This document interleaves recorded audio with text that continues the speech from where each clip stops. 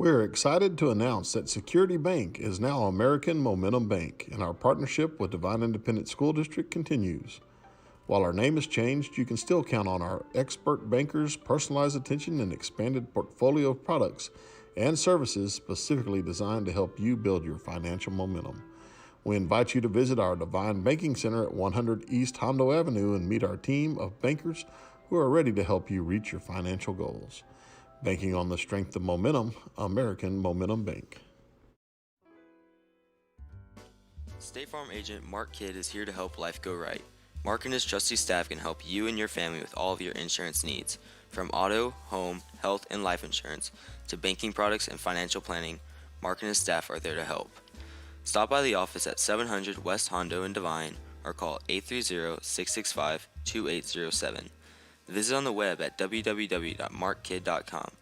Mark Kidd and State Farm, here to help life go right.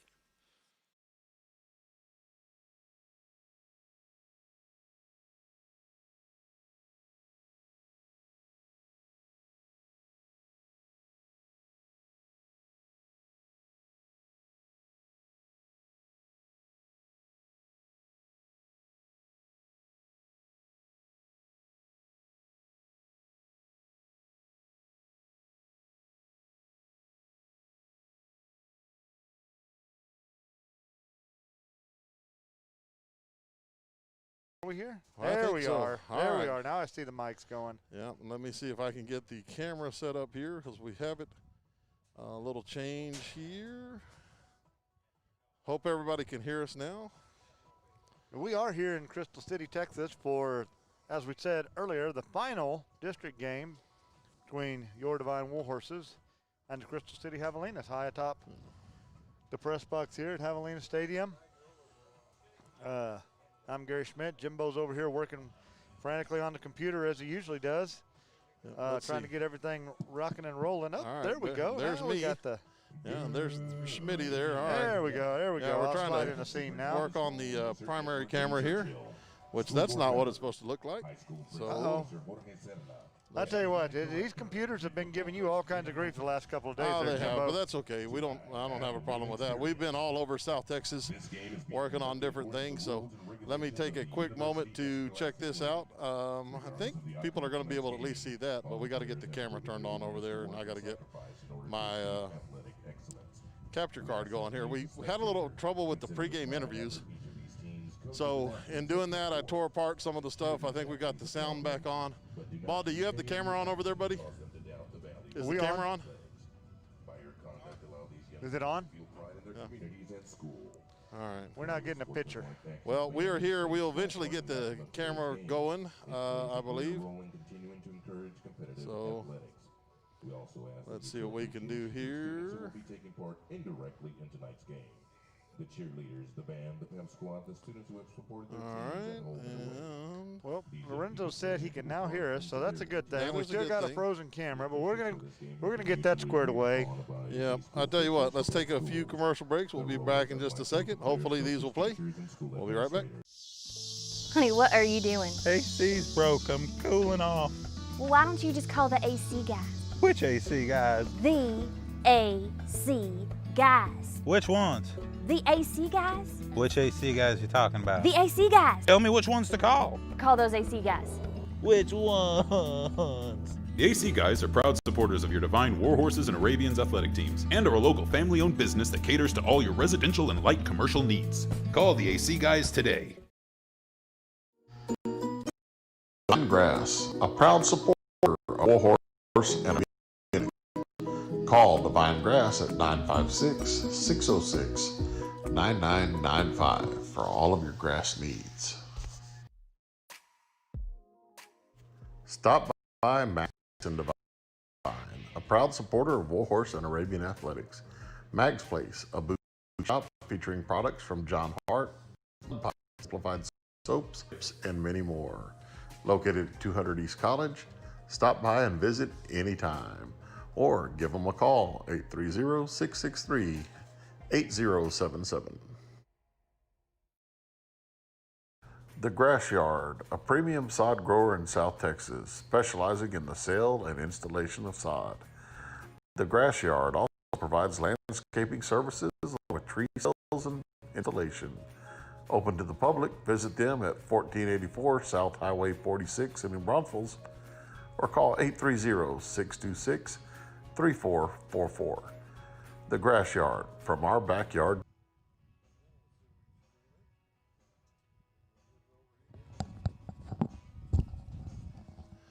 All right, we're going to see if we're back here. Who knows? Yeah, I think we might be. Well, this is a small town. Yes, it is. You know, I don't know what we do. We get here plenty early. We get set up. Everything works. And then about the 10 minutes that we kind of chill out and relax, things just decide to not work. I think that's when the gremlins come in. I think so. And mess with it. But I think we're good now. I think we're back. So figured Lorenzo will let us know here in a second. Here it is. Yeah, so. All right, he thinks we are good now. Yep, All there we right. are. Well, There we go. We are here in Crystal City, America for tonight's district football game featuring the Devine Warhorses and the Crystal City Javelinas. Warhorses coming into this game 7-2, currently sitting in second place in the district. There are some crazy situations in which the Warhorses could possibly end up with the number 1 seed, but the way it looks right now, looking pretty firmly in the 2 seed for the Warhorses here. That's right. And interestingly enough, and I don't know if people heard you, we're playing I doubt it. We're playing a Crystal City team that's only played 3 games. And by being in the 2 seed, if we go into the playoffs, we will actually go play a team that has only played 1 game this season. I mean, that's the way it stands right now. That is very Anything possible. could happen, but that's the way we stand right now. So the last 2 games, the teams combined only have 4 games played. It's just a weird COVID season, but we talked about that all year long and how, you know, that's you just do what you got to do to keep going. You know, fortunately, the horses have gotten in all games, all the games so far. So it's been a great year for them, and looking to keep that rolling tonight, I hope. Yeah, for sure. We're here in Crystal City. Warhorses battled the mighty Javelinas. You were able to get down on the field. We've got about 18 minutes left, or our timing's kind of off on this, but let's go ahead and jump into the coaches' stuff and kind of get into some of the interviews. That way we get it out here, because the way things are going right now, who knows what's going to happen. Absolutely, absolutely. What are we going to start with, Coach Pia? I think so. Let's I try think that's Coach what we Pia usually here. start with Coach Pia on the defense. Yeah, he's going to talk a little bit about the Pearsall game, and then he'll talk about what he wants to see from his defense tonight, which is, you know, a lot more the same, but he's really happy with the growth and the kids are really starting to trust their eyes, starting to trust their reads, and you're seeing that in the form of a couple of shutouts in a row that they've had. Yeah. So lots of growth from that defense. Here's our interview with Coach George Villa, defensive coordinator. Here we are on the field with defensive coordinator George Villa, last district game against Crystal City. But before we get there, fantastic defensive effort the other night, another shutout. Tell us a little bit about the growth of your defense. They just seem to be getting better and better every week. Well, the key is they're starting to realize how important it is to read their keys. They're starting to realize how important it is to trust their eyes, and good things happen when they do that, and that's what we continue to build on. And we're seeing a little bit better job of that every week with these guys, so yes. Awesome to see that growth. All right, what stood out to you guys when y'all watched film about the shutout Friday night? Which, again, another shutout 2 in a row? Well, you know, we gave up some plays here and there, but the thing is their effort was, you know, it was there the whole night. And then whenever we happened to miss an assignment, we corrected it. Then when they ran it again, we were able to shut it down. So that was the biggest thing, is them, you know, once they made a mistake, they learned from it, they fixed it, and then we went on. And you got to be loving that as you're getting later into the season, seeing these guys adjust on the fly, making those mistakes, making those corrections. All right, tough year for Crystal City now. What can we expect to see from their offense? Y'all get to see very much of them? Well, we got every game that they were in. They're going to be multiple. They're going to get in spread. They'll get in some 2-back. So the good thing is we've seen offenses like this already. So it's nothing new to what we've seen. Now it's just about getting lined up. Again, like we talk about all the time, trust your key, trust your eyes, and then get to the football with the bad attitude. That's been our mentality this week. Get lined up, get your read, and then fly to the football with the bad attitude. Absolutely, and I guess, you know, obviously number 1 goal is get the W. Absolutely. Second goal is get out of here healthy. Yes, Get ready for the playoffs. Yes, sir. Hey, Coach, good luck tonight. Let's go get another W. Thank you. All right, we're back here at Crystal City. That was defensive coordinator George Villa. And Schmidt, you're going to have to help me out on that. Usually I try to listen to the interview here as we get it loaded, but they had a speaker pointed towards us, some music playing for pregame, and I have no idea what Coach Villa said there. Absolutely. It's kind of what I was telling you before. We talked about, what he saw that he liked, and he liked the eyes, and he liked to see the kids starting to trust and to buy in. And, really, at this point in the season, that's what you really want to see is the buy-in. It's these younger kids have really learned to trust what we've been talking about, trust their eyes, trust their reads, and then not only trusting it, but now they're starting to act on what they see. Right. So they're starting to put the whole package together. Making the quicker reaction. I talked to Coach Gomez a little bit Wednesday night at the coaches show, and he said, one of the big things for him, and maybe he speaks to this later, but defensively, the young kids got out there. And they had a couple of defensive stands in the last couple of games, and they're sitting there talking about, hey, leave those guys in. If we don't get a shutout, we don't get a shutout. But those young kids stepped up, made a big play, 2 4th-down stops, within within the goal, goal to go. And, that's got to be huge for that group's confidence. You're exactly right. And in both games, in the Bandera game and in the Pearsall game, they had a stop. That young group had a big stop to preserve the shutout. So, it really gives those kids an extra boost that the coaches trusted them to stay in there and get the job done. And then, obviously, it gives the coaches the feeling that, hey, we can move some kids around. And, hey, when we talk to Coach Wells coming up, we're going to talk about moving some kids around because a couple of unfortunate injuries on the offensive line, Cannon Ramirez and then Aaron Rivera. Right. And Aaron's is, as you're going to hear, really fluky, happens in walkthrough, and it's like, hey, Logan, by the way, we're in walkthrough right now, but guess what? You're about to start, big boy. Yeah. And he stepped right in. You'll hear Coach Wells talk about it. He steps right in and does a fantastic job. All right, we're going to go to that right now. Here's our interview with the offensive coordinator, P.J. Wells. Here we are down on the field with offensive coordinator P.J. Wells. P.J., hey, long road trip down here, but again, before we get to that, your offense, over 500 yards again, and maybe more impressively, 495 on the ground. Yeah. Man, they really hit it. Tell us a little bit about that. Well, you always got to give the big guys up front credit. They did a good job. Had a little setback, and we lost one of them, but I was really proud of Logan. He stepped in and did a good job. That's right, and that was a quick change for Logan. I mean, you're in walkthrough.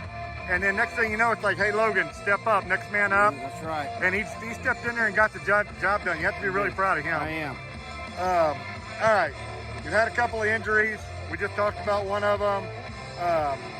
How is the offensive line with Logan? We've just been talking about that. What are we looking at? They looking good? They're looking good. I mean, moving John, we had to move John inside, Big John inside, and he really didn't miss a beat. I mean, he knows football, he knows concepts, and he did a good job as well. Jared is getting better every week. He had to step in for Cannonball, and he's just getting better every week. So proud of what he's doing as well. Those guys don't get any love, but they're the most important part of our offense. That's right. All these backs are getting all the headlines and all that stuff, and the big boys are doing the pushing up front. That's good to hear. Hey, what can we expect from y'all tonight? Anything special, getting ready for the playoffs, or just to stay healthy?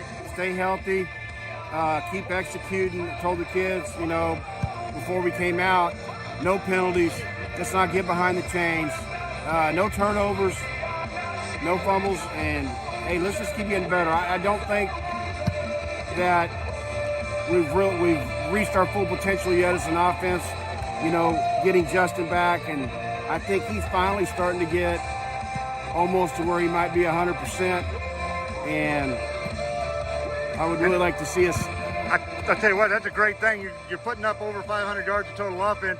You still don't feel like you're at your full potential. Hey, sounds like good things are yet to come. Yes, sir. All right, hey, Coach, good luck tonight. Let's go get that W and stay healthy. Yes, sir. All right, we're going to try something different here. Baldy's got it on us over here, the main camera. Wow, which I don't know if I might want to go back to the webcam. I don't know. That's pretty rough. Ooh, that's rough there. Yeah. So, again, you're going to have to help me out a little bit with what Coach Wells said is, again, music blaring here. It's kind of hard to hear the laptop. He just talked about the injury to to the two linemen, to Cannonball and to Aaron Rivera, and how the guys have just stepped in and really done a great job of taking over and stepping up. Fernandez is in? Yeah, Jared Fernandez, I think, stepped in as guard. Stepped in for Cannonball, and Logan has stepped in for Aaron Rivera.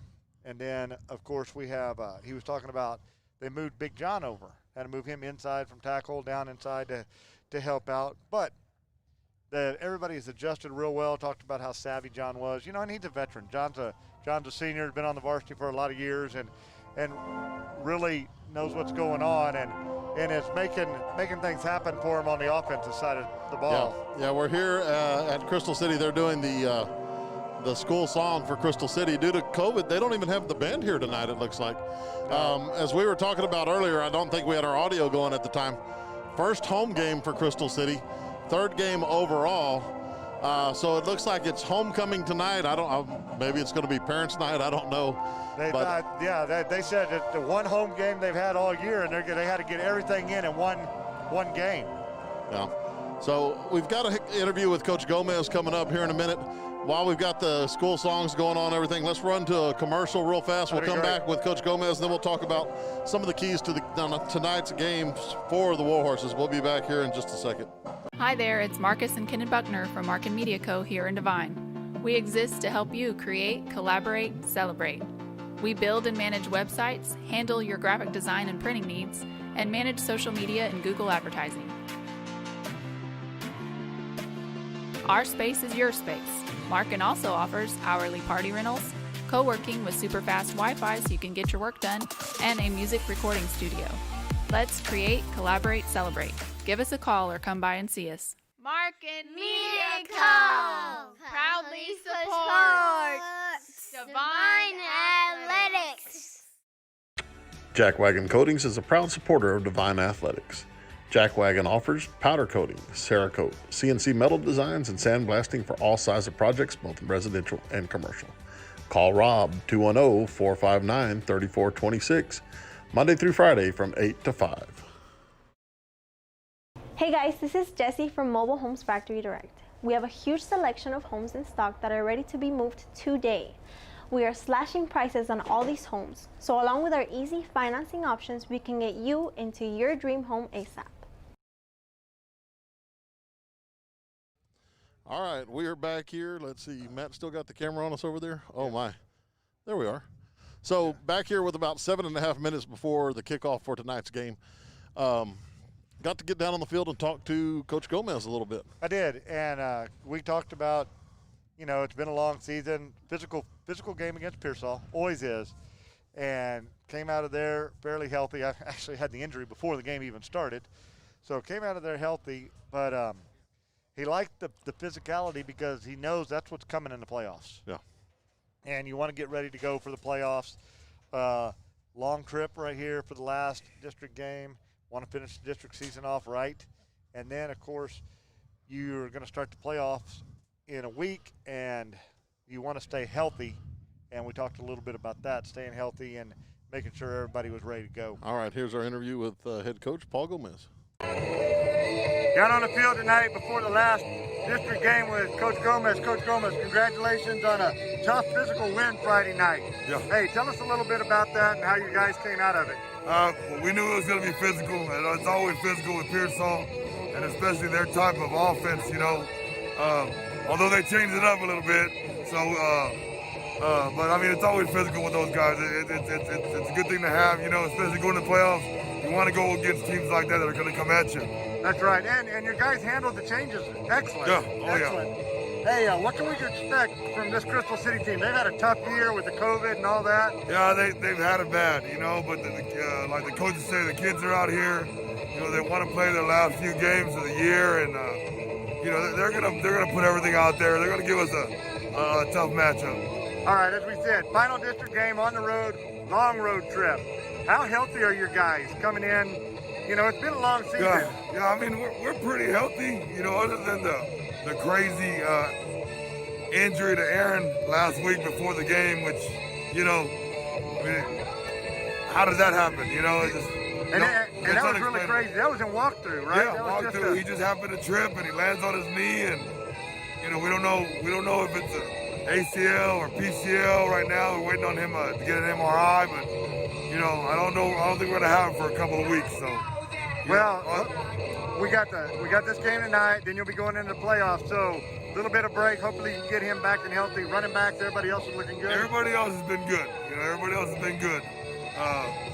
We got Cannon out here supporting the guys and being out here, and then that's helping us out. It's good to see him. But for the most part, we're pretty healthy going in. Well, that's good, and I guess the objective, get the W, come out healthy, get ready for the playoffs. That's it. That's what you Hey, gotta Coach, good luck. Great season so far. Let's keep it up. Thanks, buddy. Thank you. Back here in Crystal City, we're not far from the national anthem here. I think they're waiting for both teams to come out on the field, and here we go.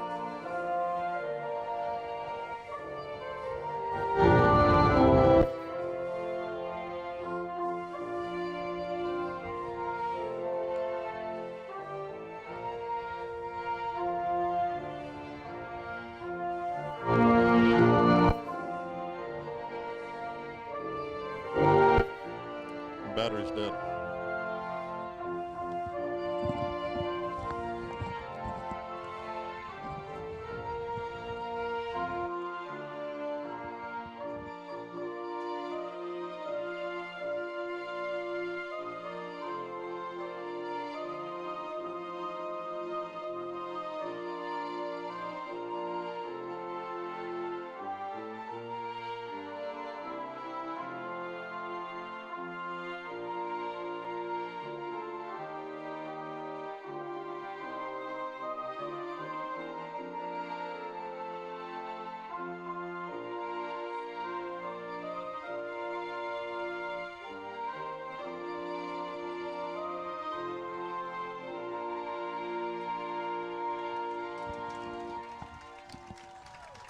A little national anthem here from Crystal City. Both teams making their preparations to enter the stadium here. And we are less than 5 minutes away, Schmitty. So we are at that point where we are ready for our Chaparral Ford's keys to the game.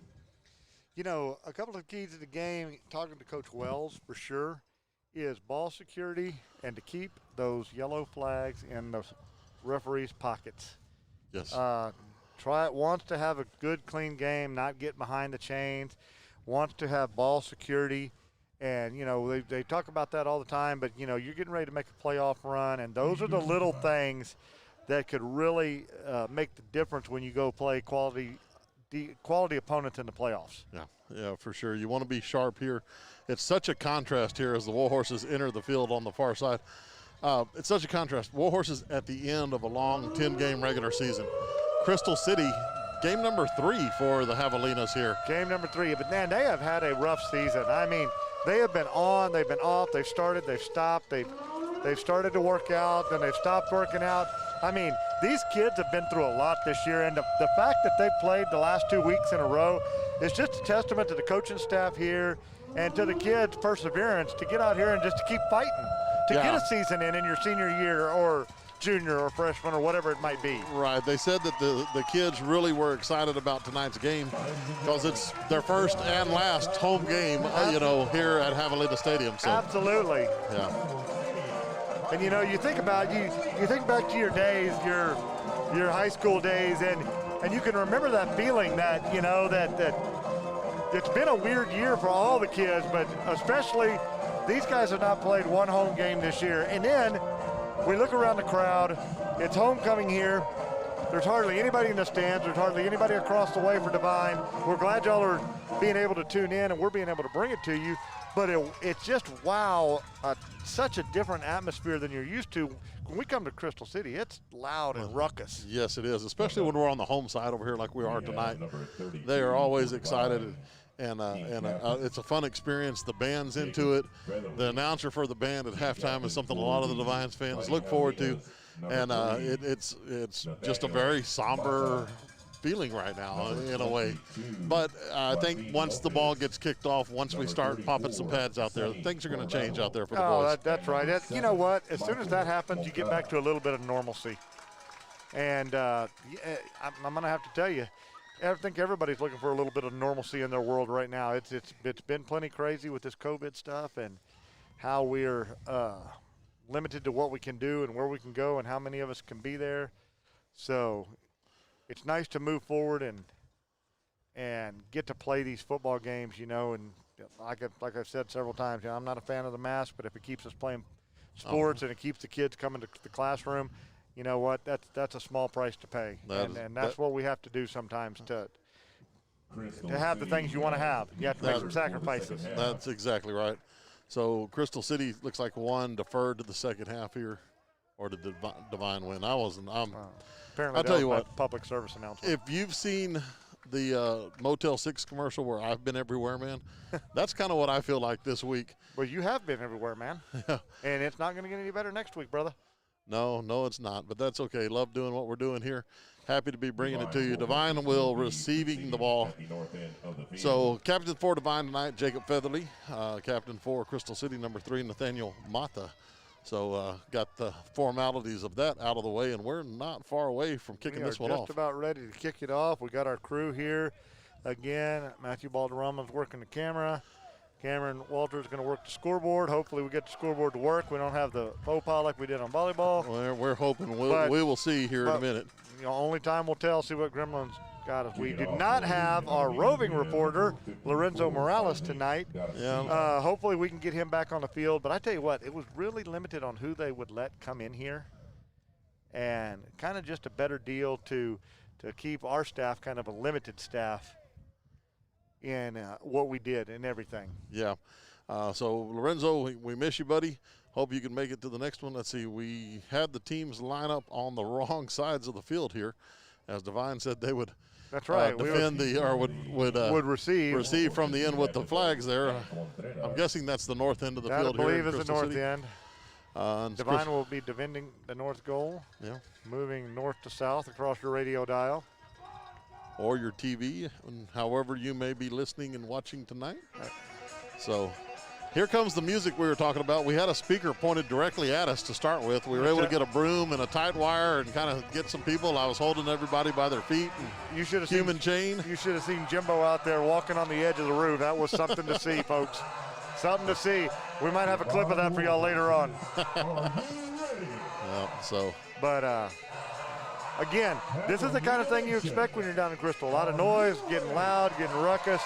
You know, just a fun experience.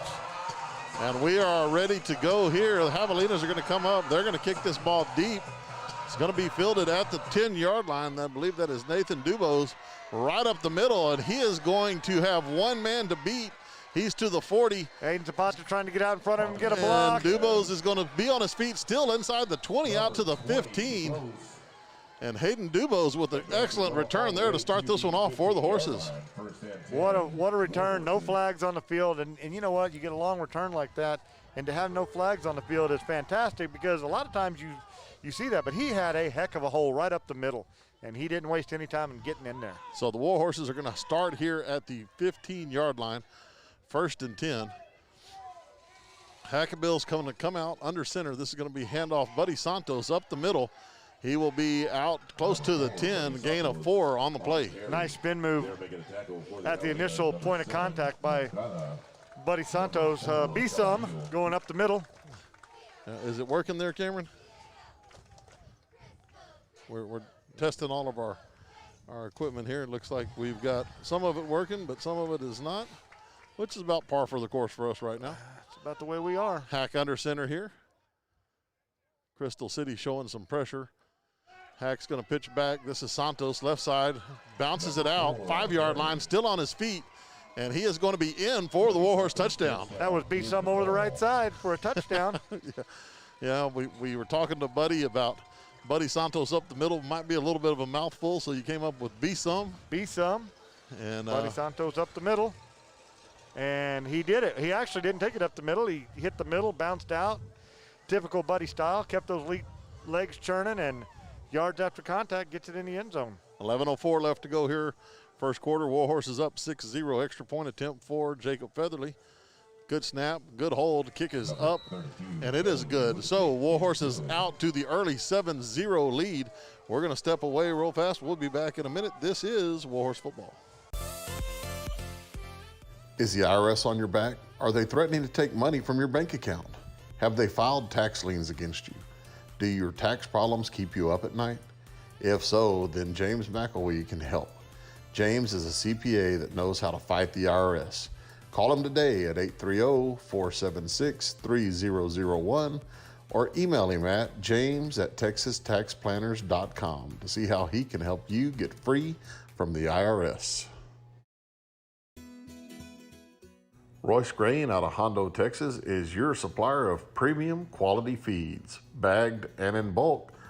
Royce Grain provides corn, apple scent corn, protein pellets, specialty feed mixes, scratch, and wild bird seed. Call 210-844-4015 for ranch delivery or stop by Morales Feed Store or WOG Supply in Devine. Royce Grain, premium quality feeds. All right, back here at Crystal City. Warhorses strike early. 2-play drive, 15 total yards. And let's see, that would be 56 seconds off of the clock, and that's going to be the last time I can remember stuff like that. Featherly's going to come up, put his foot into this one. It is going to be fielded at the 15 by the Javelinas. They're going to come up the middle there, breaking a tackle. This is Lopez, the ball carrier, out past the 30 to the 33-yard line. 3-yard line. They're on the stop. Yep.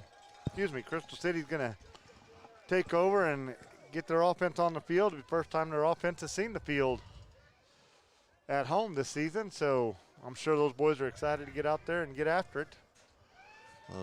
We just got a roster from Crystal City about 5 minutes before we came on the air here, so we will work to get names out for the Javelinas. This looks like number 3, Nathaniel Mata, is going to be the quarterback. Handoff coming left, and this is going to be out to the 35-yard line. There is a flag on the play. They said it's number 35. Excuse me, number 25. 25 is Javier Martinez, so we'll kind of try to make note of that. Usually we have a day or two to kind of study the rosters and have an idea who might be carrying the ball, but we'll try to figure it out as we go here. The illegal shift called against Crystal City, and that will move them back. What is that one, Jimbo? Is that a 5-yarder? I believe that's a 5-yard penalty here, so referees are going to get together on the far side. Hey, there we go. So ball moves back to the 28-yard line. So first down 15 here for the Javelinas. Mata is going to be in the gun. He's looking to throw here. Nothing doing. He's going to try to take off and run, and he's going to be brought down at the 26-yard line. That Jeffrey Seal up in there making that. 68.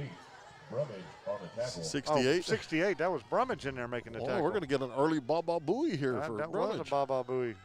He won't have to search all game for it now when he comes back to class on Tuesday. Oh, you can tell him it's right. It's right there and early on. All right, here we go. Javelina is coming to the line. Second down and long. Again, shotgun formation, one back with Mata. This is going to be Martinez trying to get outside. Nothing doing there. He's going to be brought down. No gain on the play. Jared Fernandez and Justin Contreras in there on that stop, and they were right on top of that play. And Jimbo, the Warhorse defensive line is just owning the line of scrimmage early on in this game. So third down and long. We're going to call this one 17, it looks like. I tried to make it a little bit bigger for our fans at home and for me to be able to see on the screen as well. Third and 17. Mata again in the gun. Handoff coming left side. There's going to be a hole there. Out to the 37-yard line. Let's see, that is number 22. Let's see, 22 is Martin Lopez. Martin was able to slip through a little crease in there and had some daylight, but Christian Gerlach quickly closed that daylight and stopped him short of the first down. So they will put Mason, I will send Mason Burford back to receive the punt, and he is always dangerous back there to receive the punt. Fourth and 6 here for the Javelinas. This is a great time for our first shout out of the night, Bob Campsey. Watch the fake, boys. Watch the fake, Bob. Watch the fake. You know Bob would be yelling that to his beloved Warhorses. Let's see, the officials are. I'm not sure what that signal is. I don't know either, but hey, I think we're ready to go now. So punt formation here for the Javelinas. Good snap. Warhorses with some pressure. High short kick as this ball is going to hit at the 42-yard line. It's going to take a Javelina bounce out to the 37-yard line. And that's where the Warhorses will take over here with 8 minutes and 40 seconds left to go in this one, in the first quarter here. Sorry. It's a long week. It is. Is it Friday yet? Yeah, I think so. We started Monday with a basketball scrimmage, Tuesday a volleyball live stream, Wednesday night coaches show, Thursday night volleyball live stream, and now tonight finishing off the week here with the wonderful Warhorse live stream as well. And you're going to get a break for 2 days. Yes. And then we're going to go a volleyball live stream on Monday from Goliad. Basketball game on Tuesday, and potentially a football game on Thursday if everything holds the way it's been. Hack under center here, 1st and 10 for the Horses. Handoff coming right side. And there's not going to be much doing there. That is Nate Ramirez brought down at the 31-yard line. That's going to be a gain or a loss on the play of about 6 yards there, Smitty. Yeah, that's a big loss. Nate never was able to turn the corner. He kept stringing it out, and at some point I think he just needed to put his foot in the ground and turn and go north and south. And I'm sure he's going to get over there, and the coaches are going to talk to him a little bit about that. So, what Coach Wells did not want to see happen. Now, it didn't happen because of a flag, but you're behind the chains on 2nd down, and not the way you want things to roll. 2nd down and long here for the Horses. It's going to be Contreras in motion, pitch back to him, hold there. He's going to put his head down, fights forward out past the 35-yard line. We'll call him down at the 38, back to the original line of scrimmage. We have a flag on the play, but I see the official across the way. Looks like he's doing the signal for offsides against Javelinas. I think that, or it was part of like maybe the Macarena over there, so we'll go with the offsides. What do you think? You think Coach Gomez is dancing with him? I don't think so. I'd have to agree with that. So it is going to be a penalty flag on the Javelinas. So Warhorses will take this. Offside, Crystal City. As the gain was only of, well, it was 1 extra yard, maybe 2. So Warhorses will keep the down at 2nd down. 2nd down and 12 here after the penalty.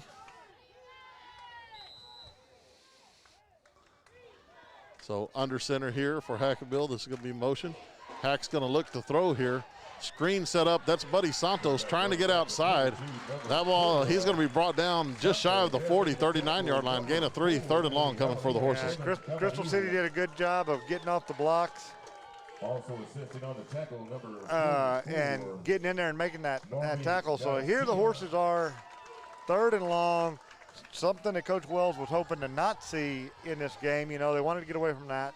But let's see what they got. You know, they've got some big play, explosive backs out there. 7 minutes, 10 seconds here in the first quarter. 3rd and long for the Horses, 3rd and 9. Hack's going to be in the gun this time. Low snap, Hack's going to pick it up. Looking to throw still. That's going to be over the middle, incomplete. That was intended for Mason Burford. A little high, though, on that pass. He had Mason Burford in the middle of the field, and he had Aiden Zapata out there open as well. Just a snap on the ground, unable to get it and get composure because Crystal City was coming. So Justin Contreras stepping back to punt for the Warhorses. Looks like this is going to be Carlos Flores back for the Javelinas. What wind is blowing? Justin's punting into. Low line drive kick. That is going to be fielded by Flores. He's going to try to get outside. Makes one man miss. Flag on the play as Flores gets out to the 40-yard line. I believe that's going to be a block in the back or I think it might be a face mask on the Warhorses there. As Flores was trying to get to his sideline and all of a sudden was looking back at the Warhorse sideline. I got you. Sometimes that happens.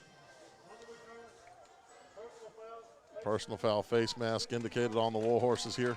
So that'll cost them another 15 yards and take the ball into Warhorse territory. So we mentioned the busy week that we've had. The reason we've been busy, volleyball has had a heck of a week here.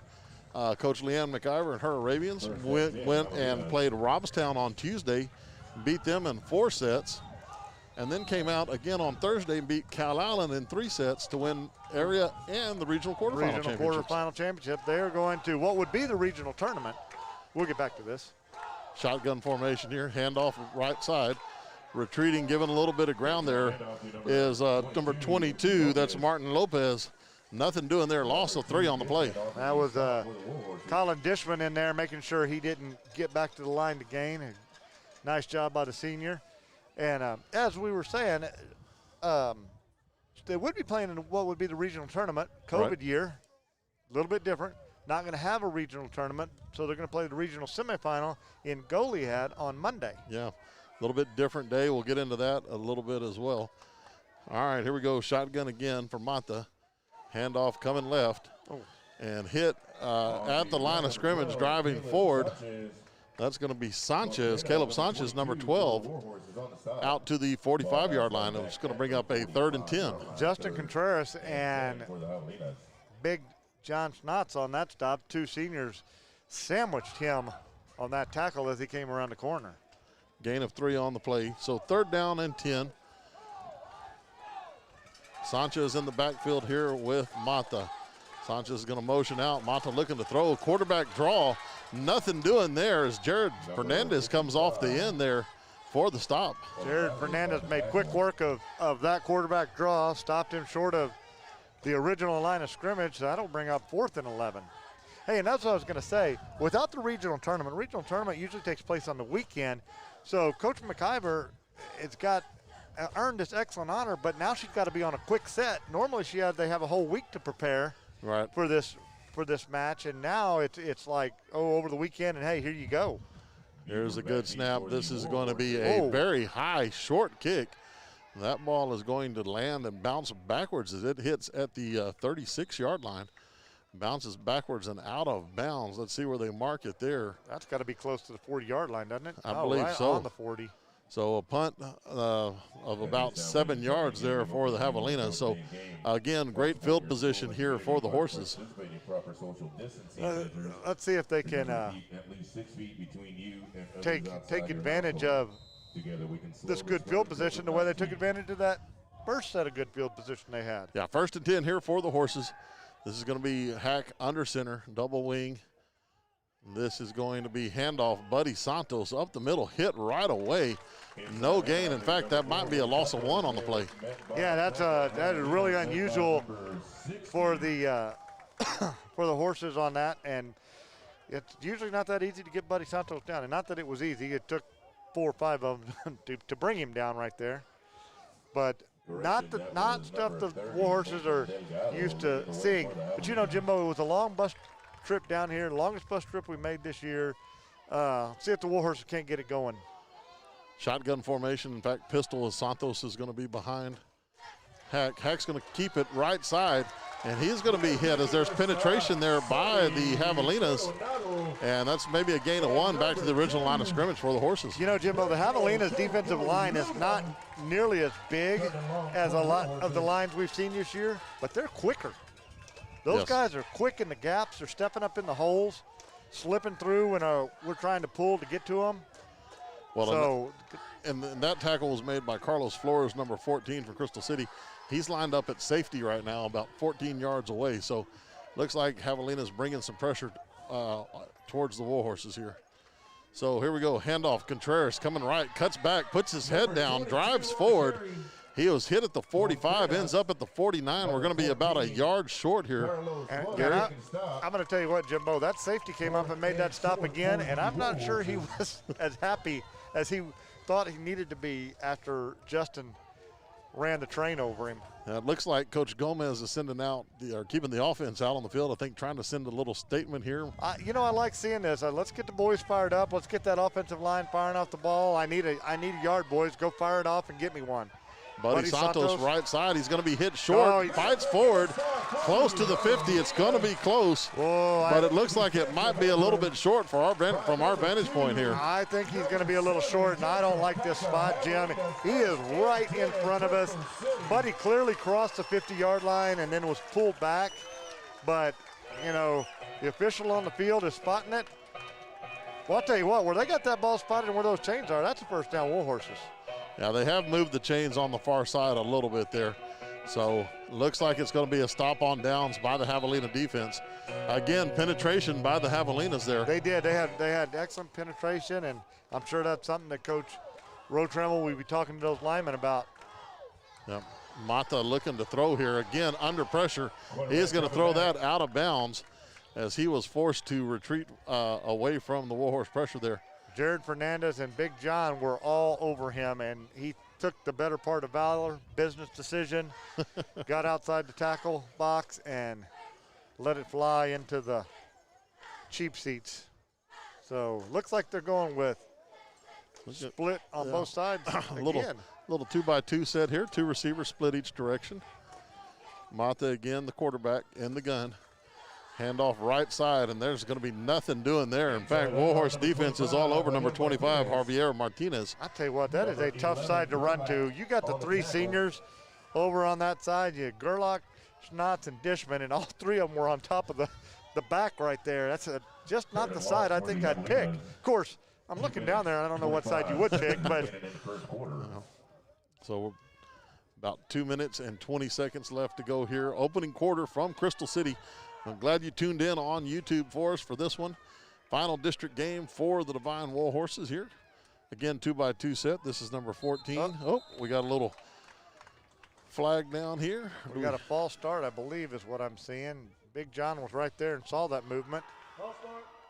Yep. So that'll cost the Javelinas 5 yards here. So what was 3rd and 12 becomes a 3rd and 17, I believe. 17, I believe.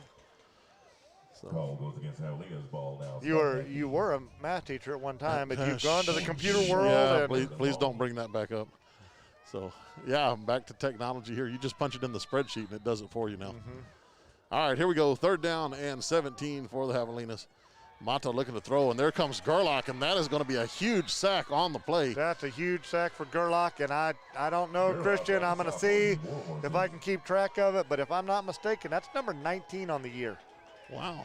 Number 19. Christian and I were talking about it today in class. I believe that's number 19 on the year for Christian. So hope I got those numbers right, Christian.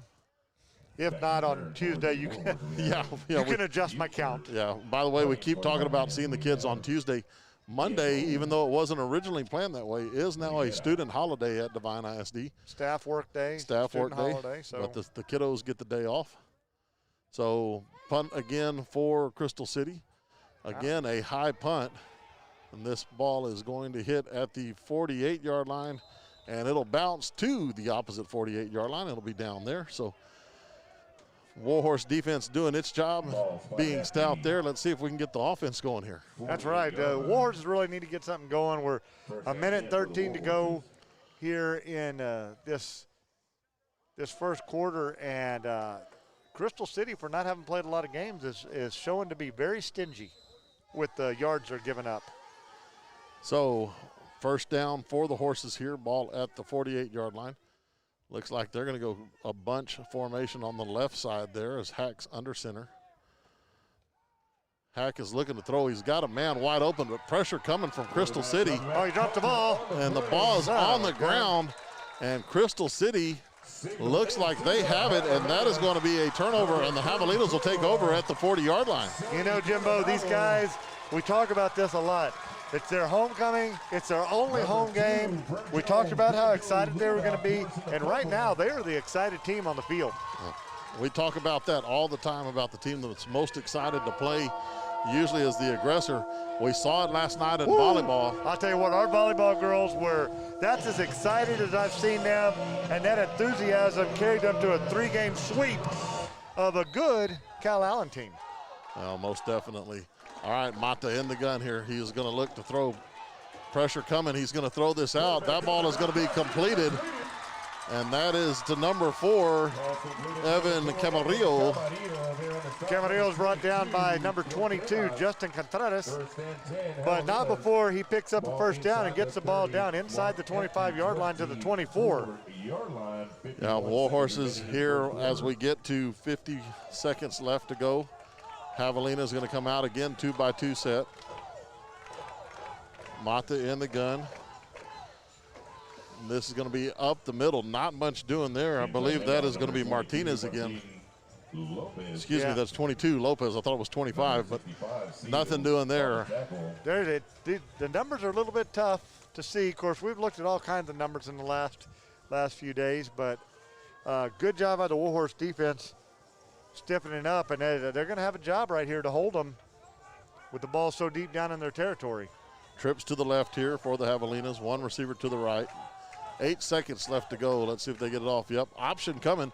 Pitch to the right side, and not much doing there. Well played by the Warhorses. That's going to be a gain of 2. Colin Dishman and Christian Gerlach down there on the tackle. Colin had him all wrapped up. Gerlach came in and put the finishing touches on it. And that's going to end the first quarter. Warhorses leaving 7-0. We're going to step away. We'll be right back. Medina Electric Cooperative was built by this community more than 80 years ago to deliver safe, reliable, and affordable energy. We are proud to serve this community beyond the power lines. You can find us supporting your kids' Little League, sponsoring school events, hosting safety presentations, and more. We're honored to belong to this community. Keep up with Medina Electric from the power lines to the sidelines on social media or at medinaec.org.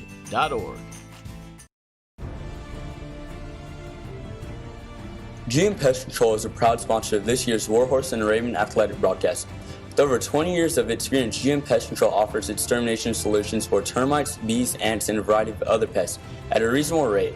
At GM Pest Control, there is no job too big or too small. Contact owner-operator George Morales, a former Warhorse, at 830-665-6095. GM Pest Control, choose to be bug-free. All right, we're back here right up the middle. Crystal City with the handoff. On was 3rd and long. Inside the 20 down to about the 17, 18-yard line. That's going to be short of a first down. We'll bring up 4th and about 4. Warhorse defense, lots of white shirts around that ball for that tackle. They try to run it right up the middle. You know, you're trying to run against Brummage and Big John right there in the middle, and that's some hard yards to get with those two boys there in the middle. Some tough real estate for sure. We got a timeout being called by Crystal City. 4th down and deep into Warhorse territory. They want to make sure they get this call right. So timeout, we're going to step away.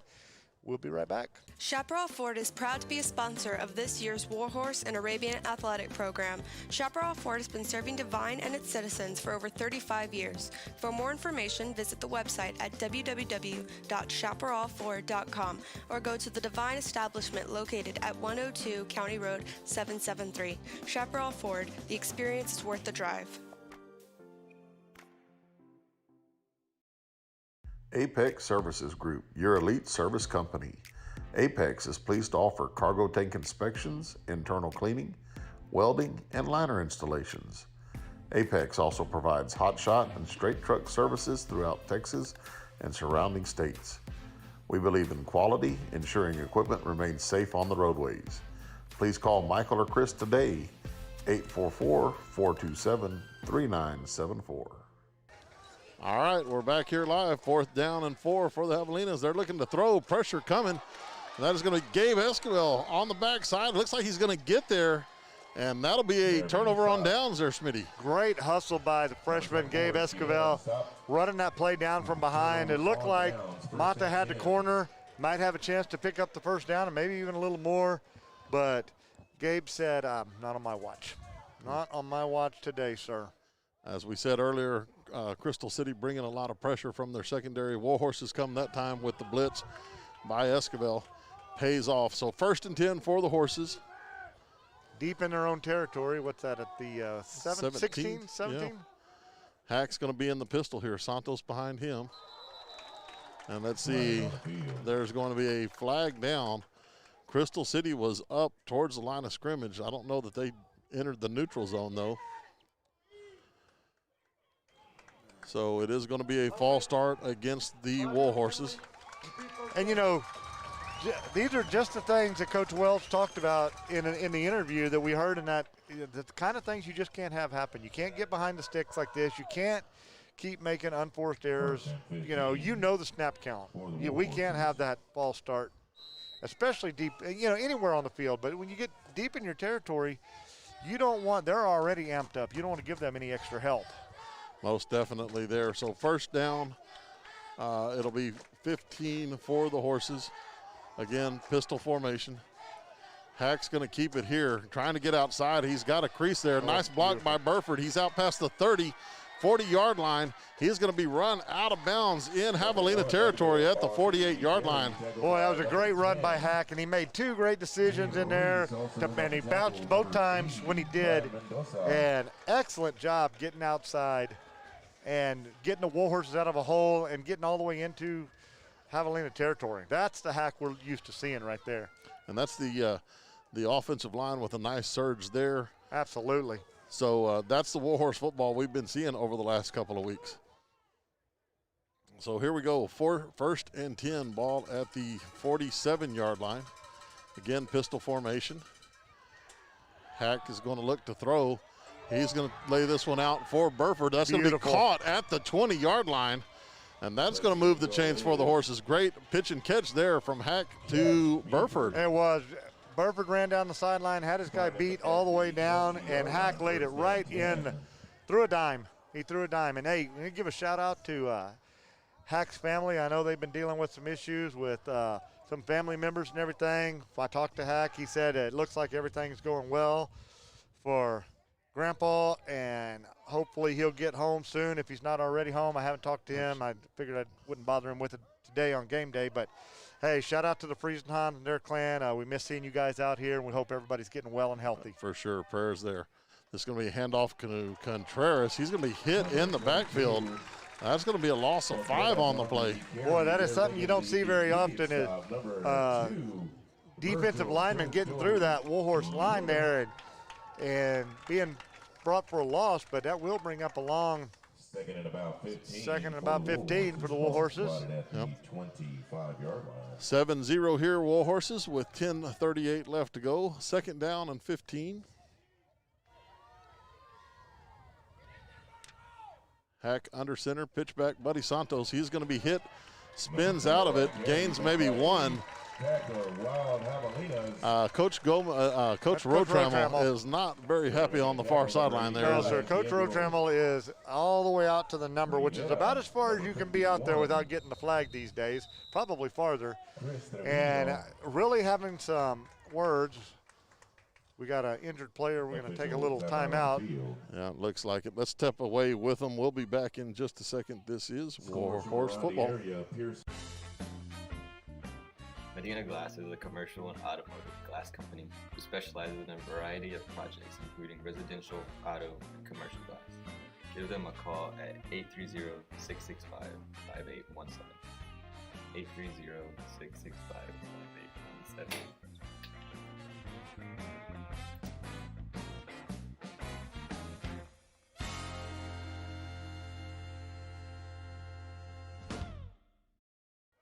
Injured Javelina able to get up on his own power off the field here. Warhorses have it. Third down and 15. Hack's going to look to throw. He is going to throw this towards Burford in the end zone. Sliding catch. Nice play as Burford comes down with that one. Boy, I tell you, we talk a little bit about Mason Burford and his ability. He adjusted to that ball in midair, made a sliding catch, and then Hack lays it up there where only Burford can catch it. It was a great job, great pitch and catch. Extends the lead. We got Featherly out to see if he can't tack on the PAT here with 9:52 to go. 13-0 Horses here. I'll tell you what, Hack took a shot there as he released that one, and another great pass by Hack. Featherly's kick is up, and it is good. So 14-0 here, Warhorses lead, 9:52 left to go. We're going to step away for a second. We'll be right back. This is Warhorse football. Hungry? If so, stop by RJ's, a family-owned and operated business since 2019 where all food is made to order. RJ's proudly supports the Warhorses, Arabians, Colts, and Fillies. Open Monday through Friday from 11 to 7. Stop by at 205 State Highway 132 North in Devine or call 830-521-9967. RJ's, stay hungry, my friends.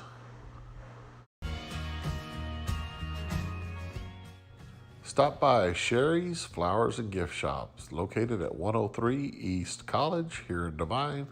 Sherry's, your one-stop shop for all of your flower and gift-giving needs. Sherry's Flower and Gift Shop, proud supporters of Warhorse and Arabian Athletics. Stop by today or call 2622. All right, back here at Crystal City as the music blares. We are ready for kickoff as Featherly is fixing to do the honors here for the Warhorses. Featherly approaches the ball here, and this is going to be a deep kick, going to be fielded at the 10-yard line. I believe this is Flores up the middle there, makes a man miss past the 30. 33-yard line. Crystal City will have decent field position here, Schmidt. Yeah, they do. They found a little crease in there and it got through there, but it was a nice tackle by the Horses. That was number 38, Robert Ramirez, I'm pretty sure that was the one that stepped in there and made that tackle. Let's see some Warhorse defense and get a quick 3 and out or a little turnover. We're owed one right now. We've turned it over once. Let's see if we can't turn the table here and get our own. Mata in the gun here. This is going to be handoff on the left side. Number 12, that's Sanchez. Number 12, Caleb Sanchez. Out to the, well, let's see, they're going to mark him out at the 39-yard line. Ethan Santos coming up from his cornerback position to help make that stop and push him out of bounds, and that's not the not what we want to see on first down from the Warhorse defense. Gain of 6 on the play. Second down and about 4 for the Javelinas. Got a shout out here. Candy Darnell texting in. Handoff, and this is going to be coming right side. Nothing doing there. Again, great penetration by the Warhorse defense. That's the Warhorse defense we're used to seeing. Colin Dishman was right there. Johnny on the spot to make that tackle for a loss. Push it back to, what's that, 3rd and 5 probably? Yeah, I was going to go with Candy there as a shout out. Part of the tennis program there, Mark Feltner, Coach Darnell. Successful tennis season as they just finished their season as on Monday. District, by-district, and area champs. Absolutely. Great start to the year for Warhorse and Arabian Athletics. Pressure coming here. Mata's hit as he's thrown. That ball is incomplete. Intended for number 4. That is Evan Camarillo. Camarillo was covered by Xavier Martinez, and I don't know. That ball had a tiny window to get in to be complete there, Jimbo. And I don't think it could have been complete as X was all over him in some great coverage. That'll bring up 4th and long. It looks like the Javelinas are back to punt. That'll put Mason Burford back. They are actually punting downwind now with what little, I'm sorry, excuse me, punting into the wind. Yeah. Now that we've turned things around. Diego Rivera to do the punting here. Low snap. Good hands by Rivera. This is the best kick of the night for him. This is going to be fielded by Burford at the 27-yard line. He makes one man miss, will be brought down at the 31-yard line there. Looks like the 31 and a couple of yards to gain. And Crystal was down there quick on that. That ball was not that high in the air. It's a good punt.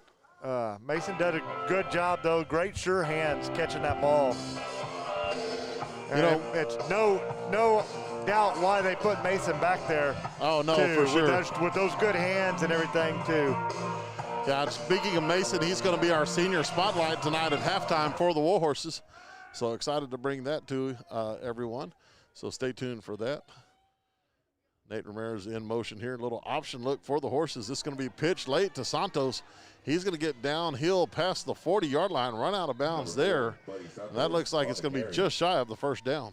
Yeah, they're spotting him just shy. Looked like he got across the line, but it's hard to tell. They're all the way across the way for us, so where he might have stepped out. But nice job by Hack. You know, he got that option going out there, made the defensive commit, made the defensive back commit, and then made that great pitch to Santos, and he turned the corner and did the rest of the work.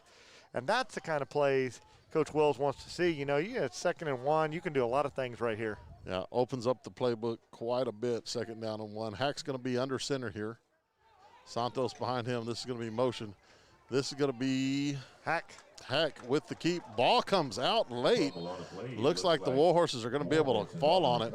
It will be enough for a first down. It looks like Hayden Brummage comes off of the pile with it there. Hayden Brummage came up with the ball. You know, that was interesting. That ball came out, but it sure did look like Hack was already down by the time that ball came out. And they're not moving the sticks. I'm not sure why. It seems like it's clearly a first down. Yeah, the white hat indicates it there. So there they go. Move the sticks for the Warhorses.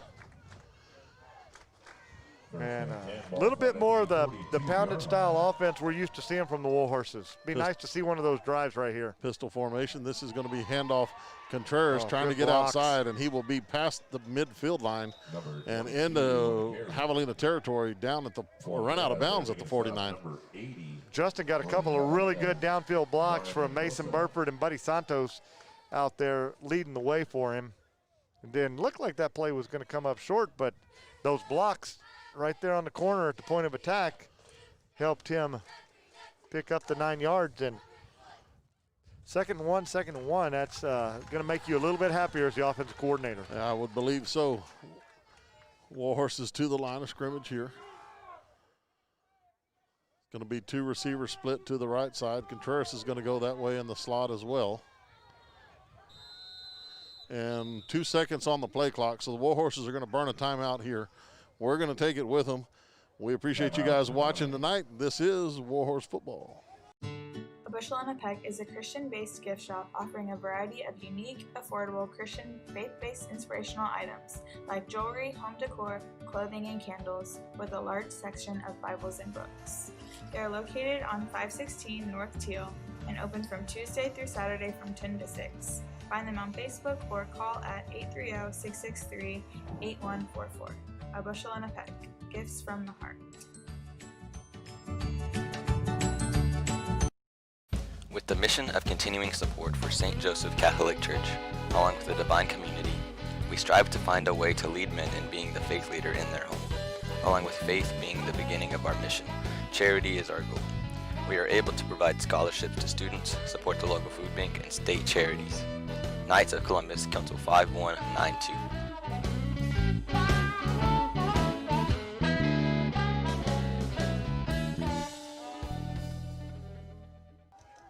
All right, we're back here. This is going to be pitch back. Buddy Santos, right side. He's going to have first down yardage and more as he turns the corner, run out of bounds at the 45-yard line. Ends up in lane number 1 on the far side of the field. Boy, I tell you what, that play went way out of bounds over there, and it doesn't look like there's any laundry down on the ground, but Buddy comes up with a little hobble there. So Warhorses are going to sub him out for a second. Go get a drink, young man. You earned it right there. For sure. Not used to seeing Buddy Santos around the right side that often. It's usually up the middle. It is Buddy Santos up the middle. I don't know if I can come up with around the right side. Motion by Contreras here. This is going to be Hack with the keeper right side. Cuts back a little bit as he gets to the 40. Falls forward. Gain of 5.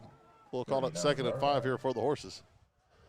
Nice run. That is the kind of offensive surge you would want to see from your offensive line. That's the Warhorse offensive surge we've been used to seeing, and that's what the coaches are going to be looking for as we move forward. You know, yes, it's the last district game, but you want to see some. You don't want to go backwards in this game. You want to keep going forwards, keep building on what they've done. You know, they've put up some great numbers in the last 3 or 4 weeks. You want to keep doing that. Oh. That was Buddy Santos out there, and Buddy got his foot caught on one of his linemen's foot when he went to make the cut, and that's what brought him down. And he had some room around this left side. Yeah, I think the Gremlins that usually are up here with us have made their way down onto the field for this one. Apparently so. As they caught Buddy there. So third down, and we'll go 7. Clock runs with 6:45 left to go here in the first half. We appreciate everyone tuning in and watching tonight, as we bring it to you live on YouTube from Crystal City, Texas, at Javelina Stadium. Shotgun formation here. This is going to be Hack rolling right, and he is going to throw that incomplete. That's intended for Xavier Contreras. Xavier was open out there. I think that defender got a little paw on it and knocked that ball off its intended line, and that'll bring up 4th down. And Coach Wells is talking to Hack. It looks to me like we're about to call a play. And we're going to go for it here from the 41-yard line, Jimbo. I like it. I like that aggressiveness from Coach Gomez.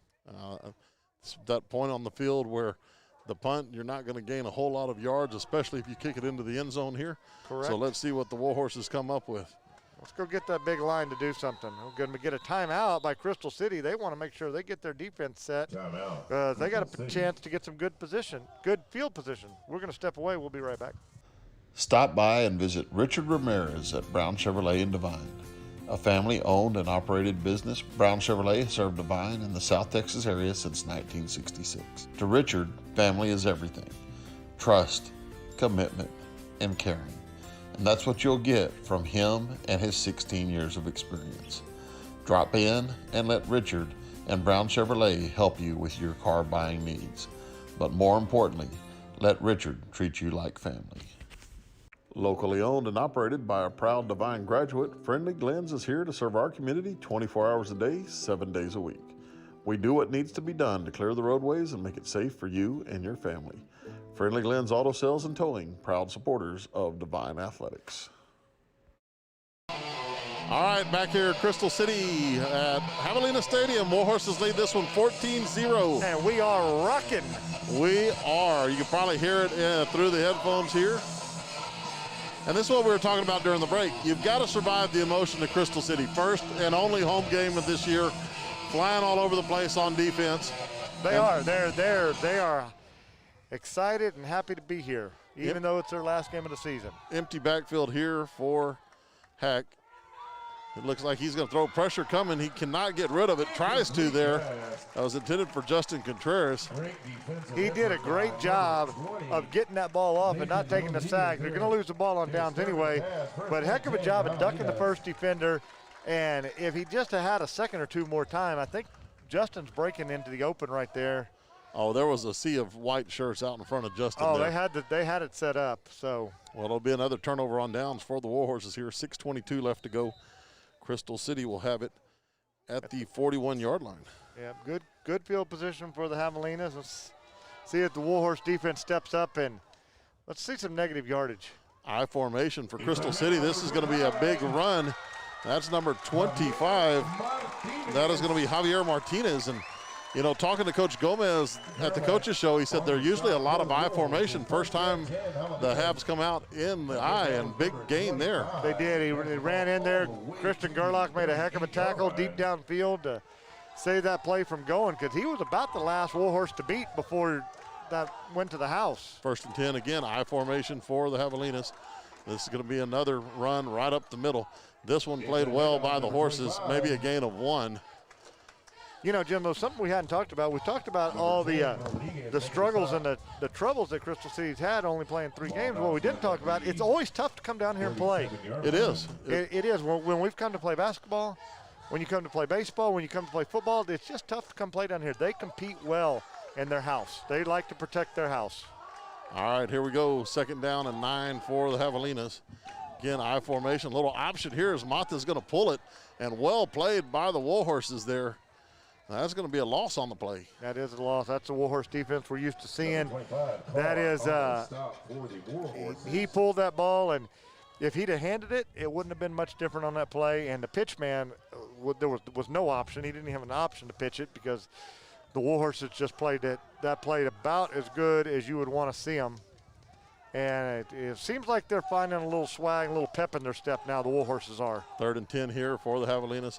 Little offset eye here. Mata's going to fake the handoff, looking to throw, and he is going to have a man complete at the 30-yard line down to the 20. That's going to move the chains. Colin Dishman with the tackle, bringing him down. We're going to have an injured player down on the field. That was Marco Moncada with the catch, and I believe he is the injured Javelina there. So as they tend to him, we're going to step away for a quick sec. We'll be back in a minute. This is Warhorse football. The Divine Lions Club was chartered on April 24, 1952. Being a lion is about serving others. Their goal is about helping those less fortunate and meeting the needs within the community.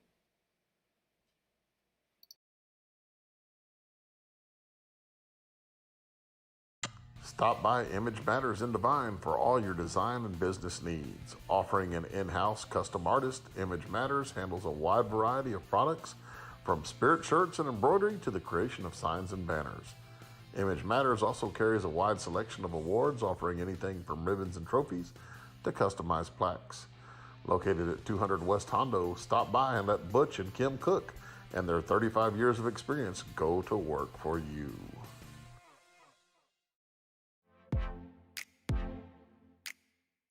Stop by and see your local Farmers Insurance agent, Rick Campsey.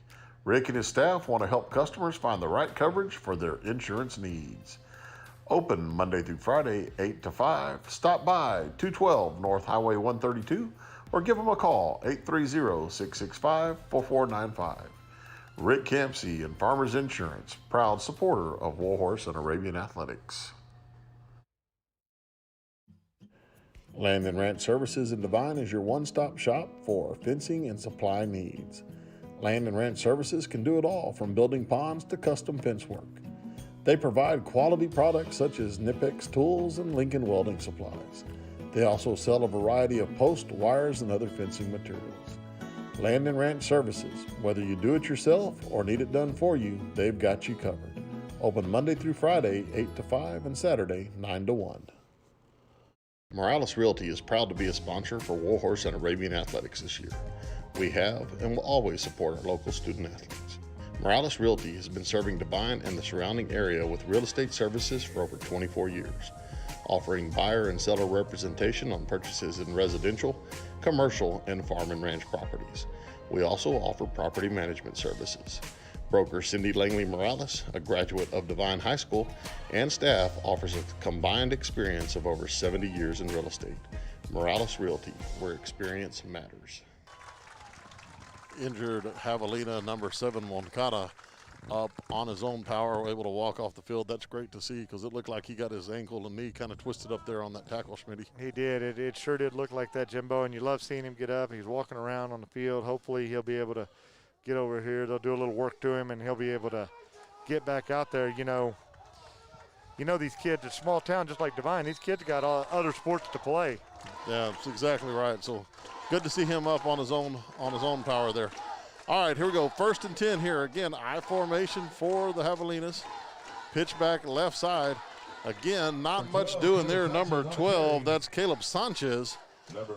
Buddy Santos had his ankles, and Jared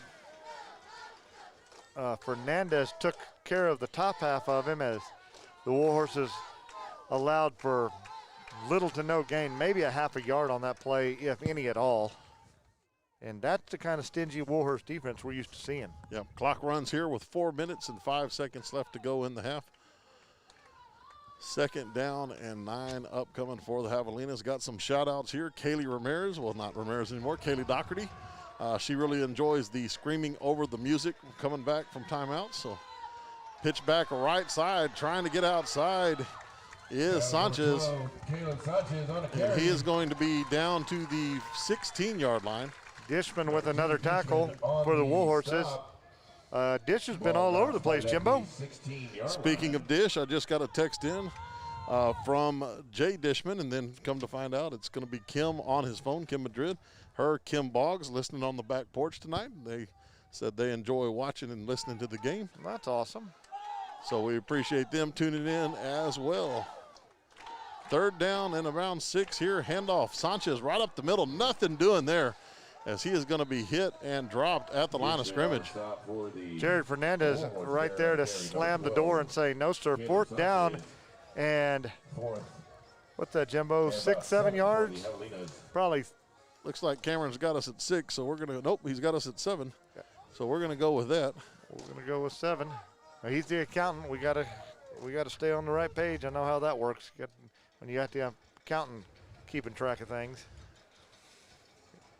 And they're going to they're watching the clock right here. Yeah. I wonder if they're fixing to take their 3rd time out right here, make sure they get this play called right. Yep, sure looks like Coach Lopez is going to call his 3rd time out.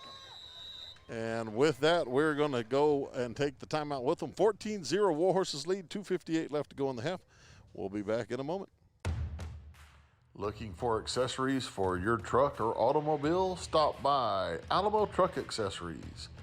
They carry a wide variety of products, including side steps, spray and bed liners, bumpers, lift kits, and more. Talk to Colby at 210-602-2730 or stop by 200 Dixon Drive in Devine. Alamo Truck Accessories.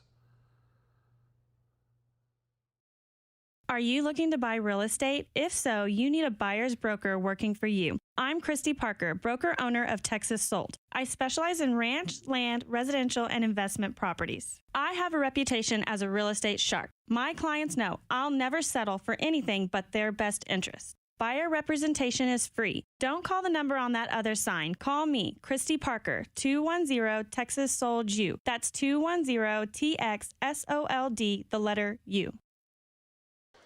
All right, here we go. 4th down and 7. Trips left for the Javelinas. One receiver right. Mata is going to look to throw. Pressure coming. Throws it over the middle. Incomplete. Big stop there by the Warhorses on 4th down. And that's going to be another turnover on downs. Hey, we got another shout out. Jimmer Kramer said another former Warhorses in town. Dalton's in town, coming home from college. He's playing baseball in college at Hill College. So okay, good deal. Guess he's home for a little break. Hope things are going well, Dalton. And I heard you're hitting the ball well. So glad to hear that. Look forward. That's awesome to hear. Yeah. Look forward to seeing him. Yeah. Shout out to Dalton and Jimmer there. All right, here we go. Buddy Santos, right side. No, handoff Hack. He's got a crease here. He's to the 35, 40-yard line, still on his feet. Dragging Javelinas with him down to the 46-yard line of Crystal City. You know, that's one of those plays, Jimbo, I was telling you last week, talking to his grandpa, he's like Houdini. Like, I thought Buddy had the ball, you thought Buddy had the ball, next thing you know, it's like, oh no, it's Hack, he's got the ball still. And then, first he's quick and slippery like that. Next thing you know, then he's like a bull down here on this end. Takes 2 or 3 of them to bring him down in the open field. I would want no part of that in the open field myself. All right, here we go. Pitch back Contreras, right side. He's going to cut it back. Flag comes in late as Justin gets inside the 40 to the 39. Yeah, but I'm afraid where this flag came from, this might be against the Horses. I think you could be right. That is not the spot. Oh. Number 30, Nathan Delgado. So illegal shift called against the Warhorses. 2 players moving at the same time, so that'll negate that play. And the Horses will start behind the chains once again on this set of downs. Unfortunately, got some shout-outs here before we end the first half here. I've got Jenny Hagdorn texting in. She said Hallie Hagdorn, her daughter, in from A&M. She's here for the weekend cheering on the Horses from home. Awesome. Excited to have her there. Mark Navarro just said his brother-in-law just drove home from North Dakota, 25 hours straight, just in time to watch the Horses. So we appreciate them tuning in tonight as well. 1st and 5 or 15 here. This is going to be Hack with the keep right side. Got a crease past the original line of scrimmage, maybe a gain of 6 on the play. Nice job. He gets it out to the 45, right on the 45-yard line. And that will bring up a 2nd and 9, 8, 9, I guess. 9 it is. We just got our first reference to Coach Thompson. Alyssa Lugo, Alyssa Gonzalez. Excuse me, Coach Gonzalez. Make sure you get it right. Got to get it right here. She said one of us needs to get hyped and start screaming and get everybody at home excited like Coach Thompson during the volleyball games. Apparently we just don't know. All right, here we go. Handoff, Buddy Santos up the middle here. Be some. Close to 1st down yardage as he fights down to the 37-yard line. I think that's good. Boy, that's going to be close. Number 24, Dontrell Simmons. That is close. About a yard to go. 3rd and a yard. Warhorse offensive line starting to take control, starting to be the beast that we've seen him be for the last couple of weeks. 1 minute to go here under center. This is going to be Hack. He's going to look to throw. He's got a man. This is going to be caught by Xavier Contreras, number 6. And that's going to be a Warhorse touchdown. And I tell you what, he had the Contreras brothers, whichever one he wanted to throw it to, because he had Justin to the right and X coming up open on the middle, threw a beautiful ball. Touchdown Warhorses, 54 seconds to go in the first half. So, yeah, you go X. Oh, wait, that was my best Coach Tommy there. Oh, I think I have to giggle after I say it, too. I got no giggle. Yeah, well, it's just not going to happen. Sorry, Alyssa. Come on, Tommy. Featherly on to do the extra point attempt here. Good snap, good hold. Kick is up. Kick is good. 54 seconds left to go in the half. Warhorses extend that lead out 21-0. So we will take a quick commercial break and pay homage to our sponsors here. We'll be back in a minute. This is Warhorse Football. Flyby Smoke and Grill, a new restaurant located in Devine at 201.5 West Hondo. Flyby is your spot for barbecue, burgers, sandwiches, and more. Open 11 to 8 on Tuesday through Saturday, 11 to 3 on Sundays, and closed on Mondays. Flyby Smoke and Grill, where we meet the need. Call us 830-663-8088. All right, we're back here. Crystal City Warhorses leading this one 21-0. Hey, here we go, Katie. This is just for you. Yeah, came back in a little early just to get some of the tunes going here. 54 seconds left in the half. We wanted to kind of come back a little early, talk about some of the broadcasts we've been doing lately. We've been broadcasting the playoff games in volleyball, but UIL has a little different rule. It has to be an academic broadcast, and so when we've done those academic broadcasts, we don't get to promote any of our sponsors. So just want to give them a shout out here tonight while we can do that. Absolutely. We appreciate everything they've done. And, you know, that's the UIL. Want to make sure they get their share. Of course, yeah. Apparently some TV rights and everything else. Fair catch called for by Crystal City as they catch that one at the 28-yard line. Fair catch. So they will take over with 53 seconds to go here in the first half, and it's not been the prettiest half of football for the Warhorses, but it's been an effective half of football. That is exactly right, and you know, you had to survive a little bit of the emotion from Crystal City coming out, playing at home.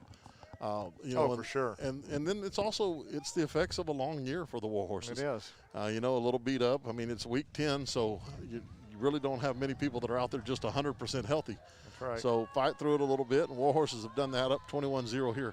Handoff, first back Ball on the through. ground. Ball is loose. I was just fixing to say, what would a scoop and score look like right now before half? Coach Beatty, Christian Gerlach falling on that loose ball, and the Warhorses are going to take over with fantastic field position. Ball on the 33-yard line, 46 seconds, and wow, just like that, here you go. Yeah, that's exactly what the Warhorse defense was looking for there. 46 seconds, enough time to punch this one in. I believe Warhorses still have 2 timeouts remaining. That is correct. As our wonderful scoreboard operator over here, Cameron Walter, confirms with us. He had something in his eye. I think he did. He got it, though. All right, here we go. Pistol formation. Hack in the gun. Santos behind him.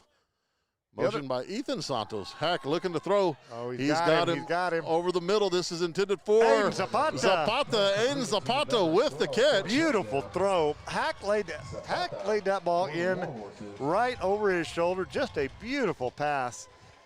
And Aiden Zapata was right there to bring it in for the Warhorses. Excellent job. And Warhorses extend their lead 27-0 with 34 seconds. Poof. That was a quick score. Big strike play. I was just fixing to say, look for the Horses to take a shot here. Of course, it's easy to say that after they take the shot, so you probably wouldn't believe me anyways. We believe you. We believe you. Featherly out to do the extra point attempt as again. Another good snap and hold, and Featherly's kick is up, and it is right down the piper. That's good. 28-0 here. Warhorses with a quick turnover and then quick strike to kind of add the exclamation point to this first half, Schmitty. That's it. And, you know, you were just speaking of how the Warhorses had to kind of get through the emotion, long season, that this is game 10, and then this is game 3 for Crystal City. First home game, homecoming. They are hyped. They're pumped up. The music's blaring out here.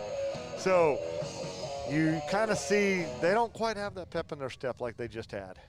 You know, and the Warhorses have just been steady and methodical and taking advantage right there. It's a great example. Took advantage of the ball on the ground and quick score. So that's it's the kind of thing that you like to see, is that steady progression that the Warhorses have going right now.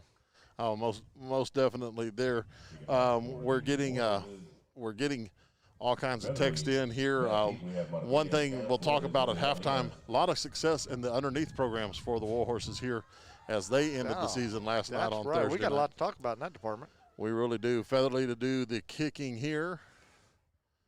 And this is going to be fielded at the 20-yard line. Actually, the ball is loose. Ball still on the ground. Crystal City's going to fall on it there at the 24-yard line. And there's a little extracurricular going on there, it looks like. Wisely falling on that ball. He tried to pick it up and kind of dropped it again, and those white shirts were screaming down on him. So I think a smart move by the young man to just go ahead and fall on it and say, hey, we'll start from here, coach. Yeah, we talk about it a lot in athletics. Hey, don't let one mistake turn into multiple mistakes there. So good decision there by that Javelina. All right, here we go. Javelinas are going to go I formation again, handoff right up the middle. And not much doing. Actually, here comes the back out of the pile there. That is number 22, Martin Lopez, and he is going to be run down by the Warhorses at the 10-yard line. Wow, that was Xavier Martinez. Xavier doing a fantastic job. Now, Crystal City is out of timeouts, so they're going to have to hurry up and get down there. There's 16 seconds to go in the ballgame. Xavier did a fantastic job to save the score for the Warhorses. They're rolling the clock, and Crystal City just spikes the ball so that they could get the clock stop with 9 seconds. Oh, it's still ticking. Yeah, so they're going to make the adjustment to the clock here. They're going to go back there and got all kinds of numbers being held up by the coaching staff over here. It'll be interesting to see what they put it at. Probably going to be in the neighborhood around 10 or 11 seconds, I would guess. Yeah, that looked like Lopez was just bottled up down there. 11 seconds. And he just popped out of there and was off to the races. Great job by the Warhorse defense to run him down. Boy, I'm telling you what, he looked like the mass of humanity had stopped his progress, but apparently not, and he squirted through. 11 seconds to go. Second and goal here, Crystal City. They're going to look to throw. Mata is going to throw out to the flats there. It's complete to Lopez. Or excuse me, is that number 20 on the far side there? That was number 22. Kevin, no, that's Martin Lopez. Yeah, I was right there. Martin Lopez brought down by number 22, Justin Contreras, and 5 seconds to go. He was tackled out of bounds, so that stopped the clock. So barring something crazy, probably the last play right here. Let's see, Warhorses with the ball at the 2. There's going to be a tough test for this defense to preserve the shutout in this first half. Mata under center here. He is going to look to throw. Scrambling to the right, throws back corner of the end zone as time expires, and that is going to be caught but out of bounds. Pass will be incomplete, so the first half expires here. With some excitement. Yes. Got exciting right here in the last 34 seconds. A quick start for the Warhorses, a little lull right in the middle there, and then just bam, bam, bam there at the end. So Warhorses will get the stop right before the half there, 28-0. They lead this one at the half. We're going to run some commercials here. We come back. We've got all kinds of stuff to talk about, which we need to because they don't have a halftime interview. And we do have a couple senior spotlights, though. And we don't have our normal stats helper. No. Is having to work tonight, so Andy Zapata's not here to get us some stats. I will try to get in there and get some scores, some interesting scores going on with some big games around the league. But I'm going to get to the. Did I just hear Natalia 12 post 7? Yeah. That's one of those scores we were talking about. So we'll come back. We'll talk about some of that. We'll talk about some of the happenings here at Devine High School. What's going on as things are starting to get busy. A lot of playoff stuff going on. And as we finish the second grading period here at school, it looks like it's homecoming time here at Crystal City. Yeah, and they are setting up all kinds of stuff out there on the field. It's there's quite a bit of pageantry out here. Yep, we're going to step away. We'll go to some commercials. We'll be back in a minute. Halftime, 28-0 Warhorses. We're excited to announce that Security Bank is now American Momentum Bank, and our partnership with Devine Independent School District continues. While our name has changed, you can still count on our expert bankers, personalized attention, and expanded portfolio of products and services specifically designed to help you build your financial momentum. We invite you to visit our Devine Banking Center at 100 East Hondo Avenue and meet our team of bankers who are ready to help you reach your financial goals. Banking on the strength of momentum, American Momentum Bank. State Farm agent Mark Kidd is here to help life go right. Mark and his trusty staff can help you and your family with all of your insurance needs. From auto, home, health, and life insurance to banking products and financial planning, Mark and his staff are there to help. Stop by the office at 700 West Hondo in Devine or call 830-665-2807. Visit on the web at www.markkid.com. Mark Kidd and State Farm, here to help life go right. Is the IRS on your back? Are they threatening to take money from your bank account?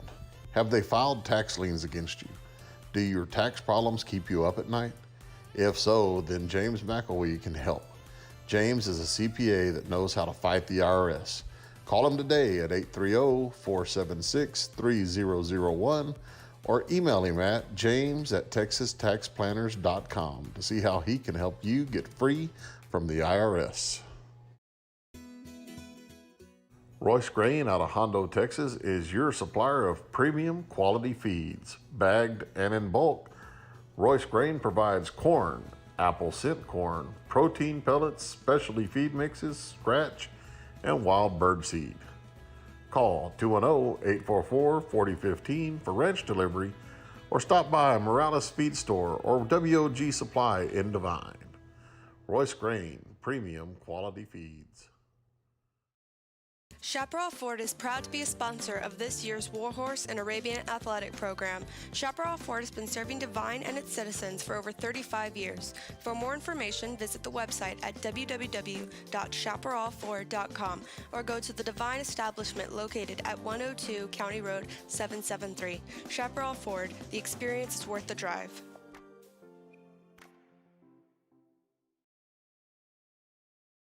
Apex Services Group, your elite service company.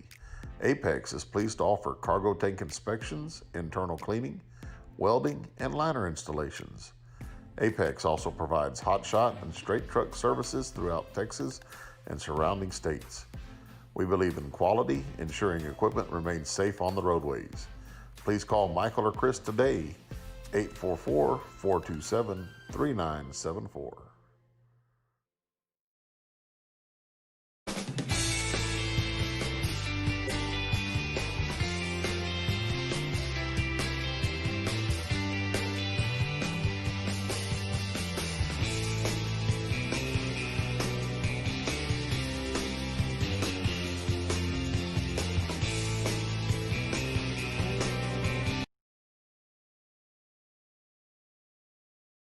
It's kind of all right, back here at Crystal City, we've got homecoming celebration going on. Yes, we do.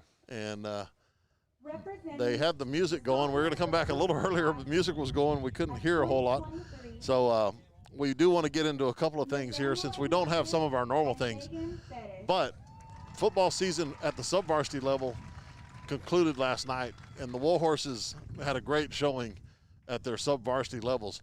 Every team, 7th grade A and B, 8th grade A and B, JV team this year, district champions for the Warhorses and for the Colts. Yeah, that's fantastic. Fantastic year for the Warhorses football program. You know, the motto, we don't rebuild, we reload. When you have those kind of stats, when you see those kind of things coming in, you know, absolutely, that's what you're doing. You're reloading because you're just building that, which what our coaches do a great job of is they build those kids from the ground up, from 7th grade on, keep working them.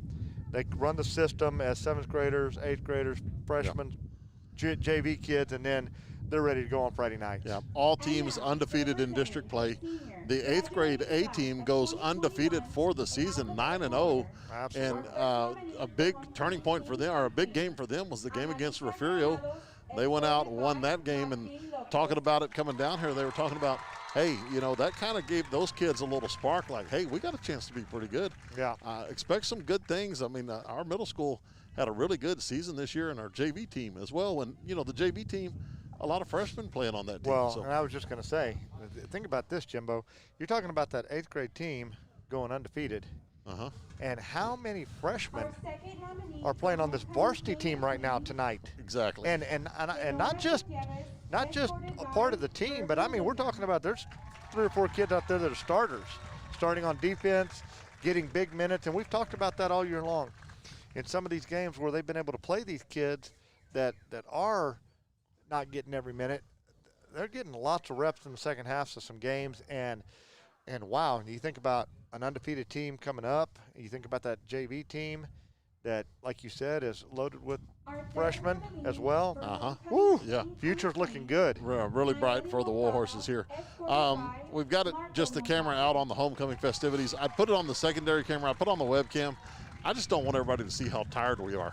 We have been all over South Texas here this week doing this. We're happy to do it. We're glad to do it, but unfortunately it's kind of caught up to me just a little bit right now. But I'm hoping had a week. I'm hoping we get our second win here with basketball starting and everything else. It's been some long days for me.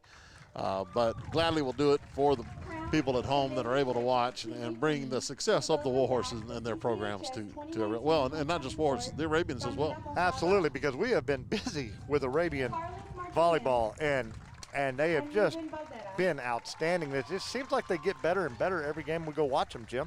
I really do. Again, regional quarterfinal champions last night. We'll talk about the high school going on here in a little bit towards the end of halftime. We're going to step away real fast. We're going to run a few more commercials here. We appreciate everything our sponsors do. Chaparral Ford is proud to be a sponsor of this year's Warhorse and Arabian athletic program. Chaparral Ford has been serving Devine and its citizens for over 35 years. For more information, visit the website at www.chaparralford.com or go to the Devine establishment located at 102 County Road 773. Chaparral Ford, the experience is worth the drive.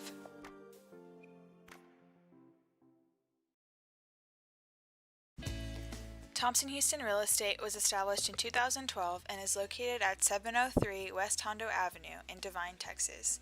They are available 24/7 at 830-663-1113, or you can find them online at www.thompsonhouston.com. They are your local real estate experts. Thompson Houston Real Estate, making things happen.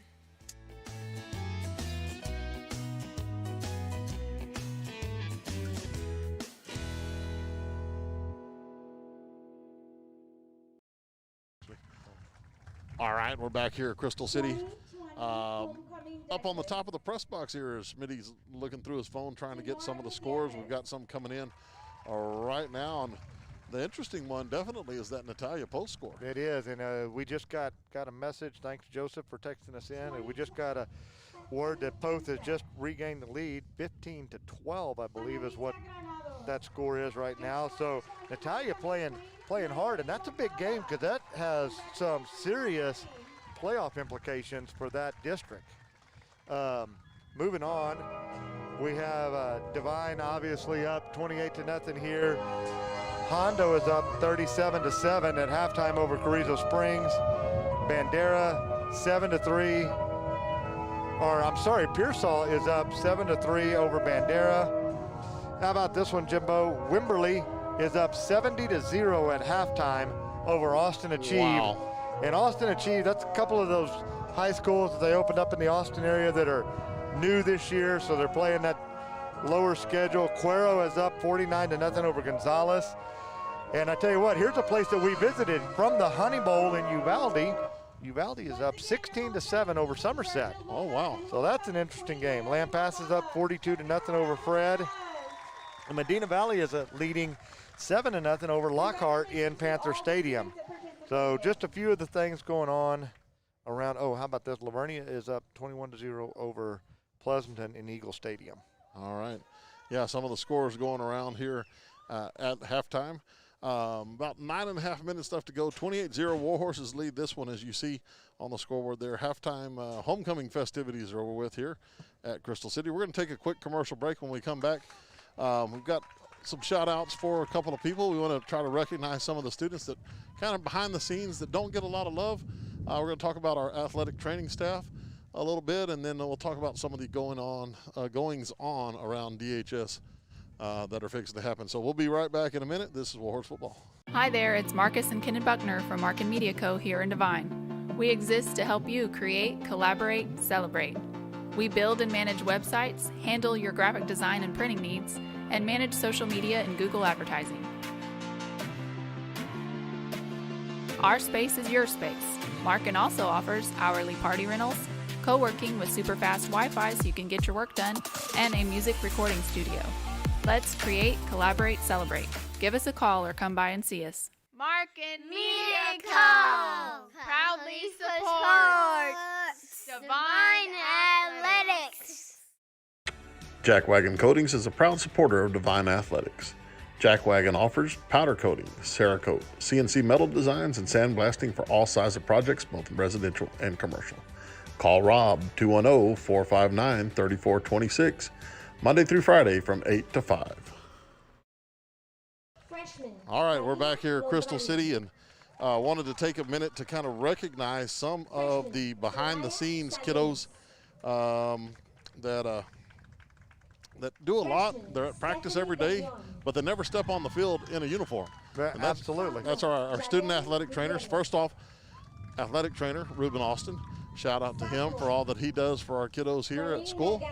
Absolutely. And he is at practice every day, and then when he's not at practice, he's usually covering an athletic event in the gym. I was just going to say, he is all over the place, and a lot of times he's doing multiple duties right there, Jimbo, with where he's at football practice, and then he's in the gym getting a volleyball game ready to go or something like that, or a middle school game, or he is all over the place. Yeah, so his student trainers, the young ladies, and there's a couple of men that help him out there. Alexandra Pedrosa, Victoria Gonzalez, Madison Pike, Audrey Longoria, Leilani Lascano, Andrea Rios, Ainsley Bubenhausen, Ace Urea, and Tyler Pike. Those kiddos are at every practice, or almost every practice, and that's usually after they do a practice of their own. You go, Matty Pike. You go, Matty Pike. How about that? I don't know if that does Coach Tommy any justice, but we're trying. Yeah. So, and not to just give Matty Pike, but that's a great example of somebody that not only is she's very busy with what she's doing volleyball-wise, but yet here she is out here helping on this other end of it and doing a fantastic job. She's been a student trainer with Doc for, I think, all 4 years she's been in high school. And she might have even started in middle school. Some of the last two there, or the last one there, Tyler Pike, he is an 8th grader, and he's been doing this a year or two. That is exactly right. So shout out to those kids. Shout out to Allie Bubenhausen for giving me that list. I appreciate Allie, thank you so much. Those kiddos definitely deserve recognition there. Speaking of recognition, let's get into our senior spotlights real fast. I was able to kind of sit down today with, it was kind of like, I got to figure out something. Who are we going to get? Went into your class, Mason Burford sitting there. I said, come on, Mason, you're going to be our senior spotlight. So let's run the Mason Burford senior spotlight here, and we'll come back and talk a little bit more about Mason. Hello, my name is Mason Burford. My number is number 8 for the Devine Warhorses, and I've been selected for tonight's senior spotlight. My nickname, people call me Pretty Boy Mace for the most part, but they just call me Mace. What's up, Mace? Stuff like that. Aside from participating in football, where I play basketball, baseball, I'm planning on running track, hopefully, if everything works out. My interests outside of school include spending time with my family, going out to like College Station, visiting friends, doing fun stuff. What is a food you will eat all the time? I don't know, probably pizza. You can never go wrong with pizza. What is a food you will never eat? Pineapple with pizza. That's just not good. What song is your jam? Probably the song they're just playing, Girls Love Fun. That's a good song. I like that song a lot. On a scale of 1 to 10, how good is your driving? Probably a 5. I've crashed plenty of cars before. What is your best sport memory? Probably the half-court shot against Honda. It's probably my favorite. Would you rather eat no turkey at Thanksgiving? No candy at Halloween? Definitely. My family's turkey is too good. And finally, what do you plan on doing after high school? I want to go to a prep school in Florida called IMG Academy. Hopefully that plans out, but if not, I'll probably just go to a JUCO. Thanks for watching. All right, that was our little feature with Mason Burford there. And man, who knew? When I walked into your class to grab him to do the senior spotlight, he was going to end up having a game. Absolutely, a couple of touchdown catches and some great plays out there by Mason. You know what? as people find out about this, you're going to have all kinds of kids want to be senior spotlight. You have a game like that. That is true, and you do have to be a senior, so a couple people won't qualify for that. But yeah, usually I have a little piece of paper. I kind of give it to the kids, let them write out their answers and kind of get prepared. Mason just came out there and did it, and just read it and made his answers right off the cuffs. So we appreciate Mason doing that for us. Neat kid, and as he said, he's involved in quite a bit. Yes, besides Warhorse football. He is. He's involved in a lot of things. He really is. He's a great young man. Really enjoy having Mason in class. Yeah, he's fun to talk to. As he walks to your class, he walks by mine. He'll come and talk to me a little bit. He was asking how basketball was going, so. Big basketballer, yeah. Big basketballer he's got that coming up pretty soon for him, and I know he plays baseball too. He does a little bit of everything. Yeah, and said he might even run track this year, so we'll see how that goes. He's probably really good at it with the way he's outrunning people down here on the sideline. Yeah, we also talked a little bit like, hey, we need to get a senior spotlight for the girls, trying to get kids that are involved in a sport, and we ended up coming on to Jojo Villanueva, Josette, a tennis player, team tennis. Yes, team tennis player. I have her first period. So I called her down. I said, hey, JoJo, congratulations. You've just been selected to Senior Spotlight. I think she was thinking she might get a Sonic gift card or something. I was like, no, you just get to be on the broadcast tonight. But she was pretty excited about that. Well, and she talked first period about she needed a shout-out. Well, we're giving you better than a shout-out. We're giving you your own time on the air. Here you go. This is going to be our Senior Spotlight with Josette Villanueva. Hello, my name is Josette Villanueva, and I'm a member of the tennis team, and I have been selected for tonight's Senior Spotlight. What is your nickname? My nickname is Jojo. Everyone here at school knows me as Jojo. Some people call me Joe, so I guess those are my nicknames. At school, aside from participating in team tennis, I'm an active part of National Honor Society and FCCLA. I compete in star events, actually doing one this year, so excited for that. My interests outside of school include sleeping, eating food, and just watching Netflix, Grey's Anatomy all the time. What is a food you will eat all the time? Mac and cheese, hands down. Love mac and cheese. Most of y'all know that about me if you know me. What is a food you will never eat? Tuna. I can't, no, just the fish, no, the smell, no, I can't do tuna. What song is your jam? Heartache Medication by John Party. That will always be my jam. On a scale from 1 to 10, how good are you at driving? I would say I'm a 10. My friends would probably disagree, but their opinions don't matter. It's only me. I would say I'm a 10. My best sports memory would probably be winning area this past year for team tennis. Just when we found out that we had hit 10 matches, everyone was so excited, and just the positive vibes in the room, it was just, on the court, it was awesome. Would you rather eat no candy at Halloween or no turkey at Thanksgiving? I would say no candy at Halloween. I'm not a big candy person. Turkey, I could eat all day.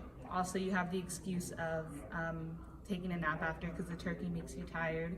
So no candy at Halloween for me. And finally, what do you plan to do after high school? After high school, I plan to go to Abilene Christian University and major in engineering. And thanks for watching. All right, we're back here. That was JoJo, and a lot of personality from JoJo on that one. Absolutely. And like I said, I have JoJo first period. And she talked in there about one of her things she likes to do. She likes to take a nap. I don't know when that girl finds time to take a nap. She's busy. She's on the tennis team. She's FCCLA member, always competing in FCCLA. She works, and obviously she's been going to tennis practice and then competing all the way up in area champs and regional quarterfinals. That girl, and then she's going to be doing the same thing in the spring. That girl is fun. She works down RJ's, I believe. She works down at RJ's. Stop by and see RJ, one of our sponsors. Stop down by and see Josette. We call her JoJo. Yeah. Speaking of things that are going on, want to touch base on some of the things happening at Devine High School. Cross country, they're in action Tuesday. Regional cross country meet. Coach Thompson and her crew, and Coach Mangold They had district champions, both Warhorses and Arabians at cross country. They're competing at the regional cross country meet on Tuesday. Girls run at 10. The Warhorses are going to run at 10:20. We've also got the Arabian volleyball team, and they've been just having a phenomenal playoff run. District champions for 5 years in a row. Won by district against Pearsall. Beat Robstown Tuesday night for the area championship. 3-set win against Cal Allen last night that we got to witness. To be regional quarterfinal champs, and now they're playing in a regional semis. And I tell you what, there's a girl on that team that's running on Tuesday. Yes. She's going to play volleyball on Monday night, Christina Morales, and then she's going to turn around and run. So we talk about sharing athletes. We talk about sharing kids around the school. Great example right there. Excellent job. Now, to go along with those festivities, we also have Arabian basketball at Falls City. Now, that game was originally scheduled to be at home, but because of the volleyball game, come to find out, Goliad needed a gym. We needed a gym. We said, hey, we can make a deal. So we've just flipped the sights on that Falls City game where you're going to be on the road, which you don't need to be on the road, partner. But that's the way it's going to go. We also have Falls City twice on the schedule, so we just flipped the dates at home. So Falls City will come to Devine later on in the year. And so you'll be on the road on Tuesdays. You'll be on the road Monday, Tuesday, and Thursday. For sure. And volleyball wins, we're looking at a Friday or Saturday as well. Saturday for that as well. So, and then also shout out Team Tennis. Awesome year. Mark Feltner, he came out of the coaches show, talked about that a little bit. Those guys finished as area champions, district champions, by-district champions, area champions. Just a phenomenal run. And they finished 5th, I believe, in the region in their rankings and 22nd in the state for their classification. So that is fantastic. Awesome job there. You know, Mark Feltner coming in, he's the first-year coach in Devine, not his first year to coach, first year at Devine, taking over a program and just is doing a great job with it and just continuing the stuff that Coach Darnell and Coach Sestarch had going. So, man, great effort by the kids and by the whole coaching staff there. Yeah, definitely there. We're ready for the second half kickoff. The Warhorses are going to do the honors here. Featherly's going to kick this one, fielded at the 20-yard line. This is going to be number 22. And that is Lopez out to the 45-yard line. So a nice return there by the Javelinas to start the second half. Very nice return by Lopez. Yeah, first contact was made about the 35, and he spun and fought and kept driving those legs for another 10 yards. And Javelinas will start the second half with some good position on the 45-yard line. Yeah, so 28-0 here. Warhorses lead this one. Oh, we got somebody down on the field. Oh, no. Oh, he's able to run off. I mean, hopefully that's just a cramping issue. Yeah. So that young man is able to get off the field here. To tell you how tired I am, I went down. I was able to get a roster from Coach Paloma, the PA announcer here, and he handed me the roster. And I was like, interesting, they only have 2 through 35. I just now realized there's another column over here with the rest of the players. So I think that seals the deal. I will drive home. All right, a shot I formation here, right side, not much doing, maybe one there for Crystal City. And I believe that's number 12, and that is Caleb Sanchez with the carry. Nice job by the Warhorse defense on their first play from scrimmage coming out here in this second half. Like you said earlier, it's a beautiful night. It's a nice little breeze blowing. It's very, very nice weather down here in Crystal City, America. Yeah, wonderful weather here. Can't believe we're already to November. Unbelievable. Isn't it? Hey, we're at the end of our second 6 weeks. Yes, we are. Shotgun, out of the shotgun here. Number 12, Sanchez, out past the 50 to the 49-yard line. That's going to be a gain of 4. So we're going to call this 3rd down and 4. Got 4 from the accountant. It looks like they have made it into Warhorse territory, and let's keep them from going any farther into this territory.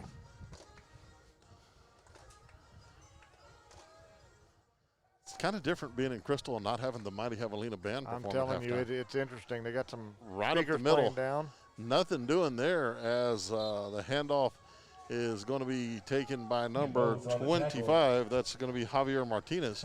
5 Warhorses are getting off the ball carrier on that tackle. There was lots of hats to the ball, things that Coach Villa is going to like seeing, you know, reading your keys, keeping your eyes, trusting your eyes, and then hats to the ball. You can't say enough about getting those bodies there. They're going to go for it. 4th and 2 here. but they're kind of in a position where they need to. Mata under center. He's going to fake the handoff here, rolling right, pressure coming from Gerlach. That pass is going to be thrown, tipped, and it is going to be caught at the 40-yard line.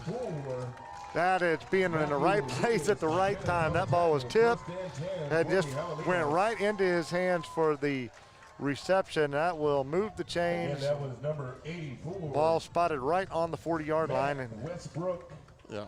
Rodriguez. Matt Rodriguez being Johnny on the spot there, catching the tip drill.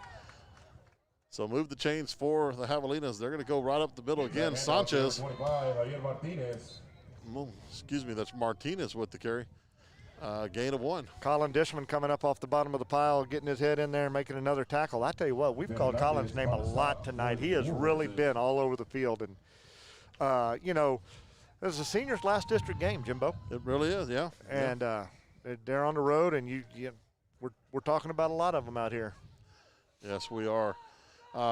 Troy Tuttle just called in. There's no telling what old Troy had to say there, but unfortunately couldn't get to that. The quarterback Mata is just going to be swallowed up by the Warhorses there. That was another senior, Justin Contreras, and he just wiped out loss of 1 on the play, or maybe 1.5. Be a 3rd and 11 from the is that the 41? I believe it is. Yeah. Talking about Contreras. Got to talk to Coach Gomez on the coaches show on Wednesday night, and he was talking about the impact that Justin's having on this side of the ball, on the defensive end. Everybody remembers the impact that Justin had last year offensively. I think that ankle's still giving him a little bit of trouble, but he's really making an impact here for the Horses. He flies around on this side of the ball. We're going to have a timeout here. An early timeout. Yeah, about 3 seconds were left on the play clock there.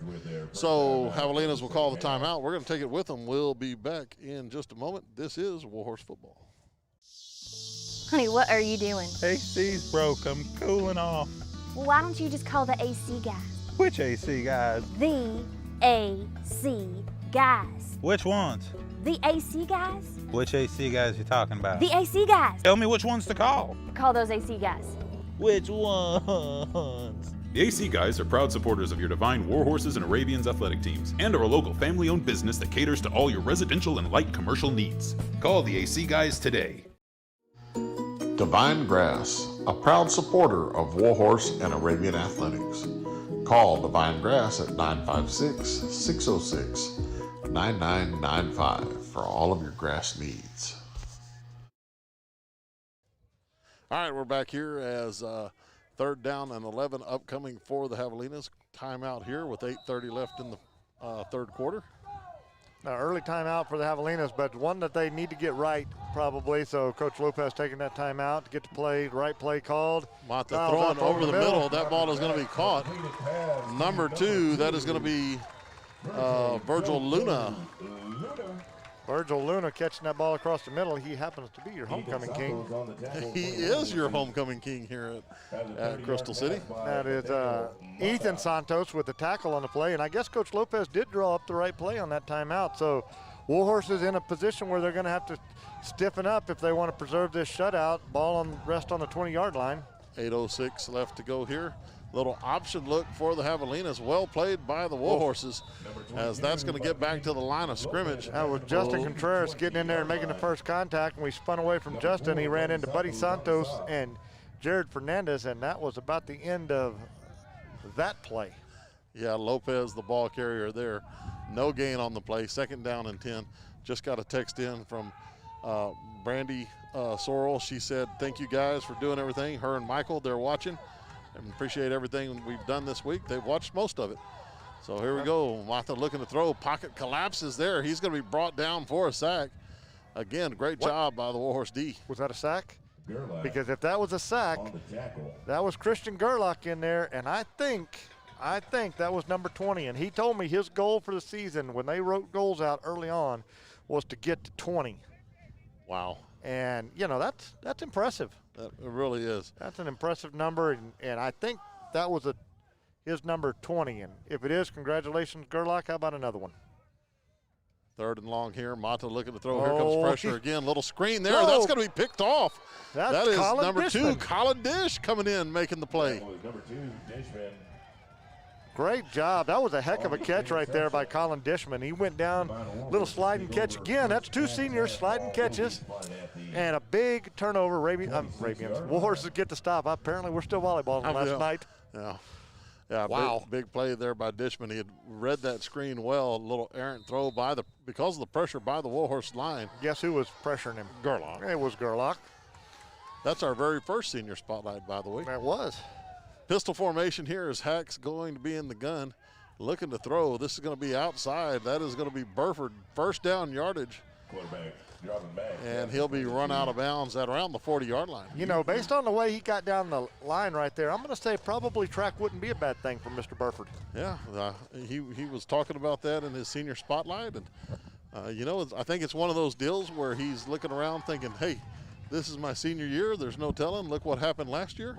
Let's get in what we can. That's 100% correct. You know, all these seniors missed their spring seasons and juniors. Yep. Pitch back right side.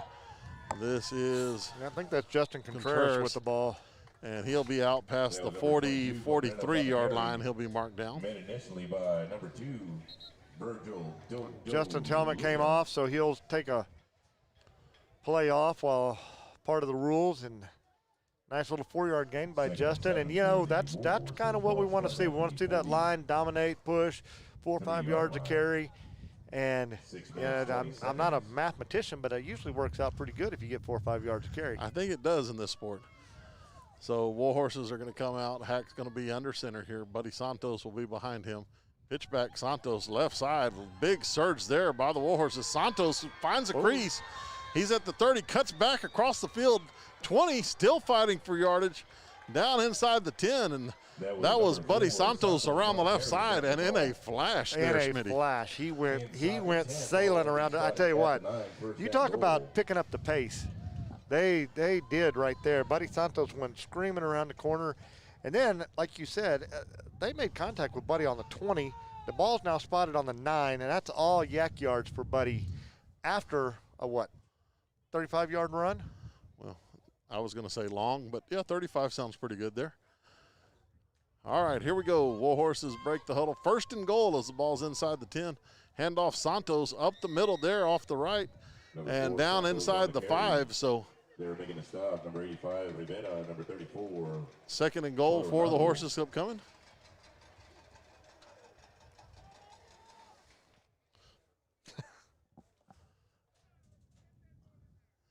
So appreciate everybody tuning in tonight, coming to you live from Crystal City. Warhorses up 28-0 on this one. 5 minutes left to go in the third. Hack under center. This is going to be handoff Contreras, left side, and he is going to get to the corner. That'll be a touchdown for Justin Contreras. Boy, did you see that wall of blockers leading him into the end zone, Jimbo? That was just great effort by everybody there on the Warhorse line and the backfield, because Buddy Santos, I think, was leading him into the end zone. Yeah, a little jet sweep action there for Contreras. He gets the ball into the end zone for a 34-0 lead. This is going to be Featherly out to do the extra point attempt. Good snap, good hold, kick is up. Featherly with the kick. And the kick is good. 35-0 here. Horses lead this one. 4:44 left to go in the third quarter. We're going to step away. We'll be right back. Hungry? If so, stop by RJ's, a family-owned and operated business since 2019 where all food is made to order. RJ's proudly supports the Warhorses, Arabians, Colts, and Fillies. Open Monday through Friday from 11 to 7. Stop by at 205 State Highway 132 North in Devine, or call 830-521-9967. RJ's, stay hungry, my friends. The Grass Yard, a premium sod grower in South Texas, specializing in the sale and installation of sod. The Grass Yard also provides landscaping services along with tree sales and installation. Open to the public, visit them at 1484 South Highway 46 in New Braunfels, or call 830-626-3444. The Grass Yard, from our backyard to yours. All right, we're back here at a rockin' Crystal City. Warhorses leading this one 35-0. Featherly set to kick off for the Warhorses. And that ball is going to be fielded at the 15-yard line. A little bit of a crease there as the ball carrier is out past the 45, run down at the 50. I believe that is Lopez, number 22. That was Lopez. He was rumbled down through there. Great return. We got a flag on the play I see across the field. That was Xavier Contreras with a great tackle from behind. He ran him down. I tell you what, I don't think this is going to be good for the Warhorses, as I saw the coaching staff a little unhappy with one of the Warhorses that came off the field late. A little extracurricular activity over there. There's 3 flags out there, Jimbo. Officials getting together to determine what the call is going to be here. I wonder if there's multiple penalties. I don't know. They're talking about different flags. Unsportsmanlike conduct against Devine. 15-yard penalty at the end of the run. First down. So that'll be tacked on to the end of the run. So excellent starting field position here for the Javelinas. Yeah, they already had a great run back out to the 50-yard line, and then you throw this 15 yards on top of it, taking it down to the 35.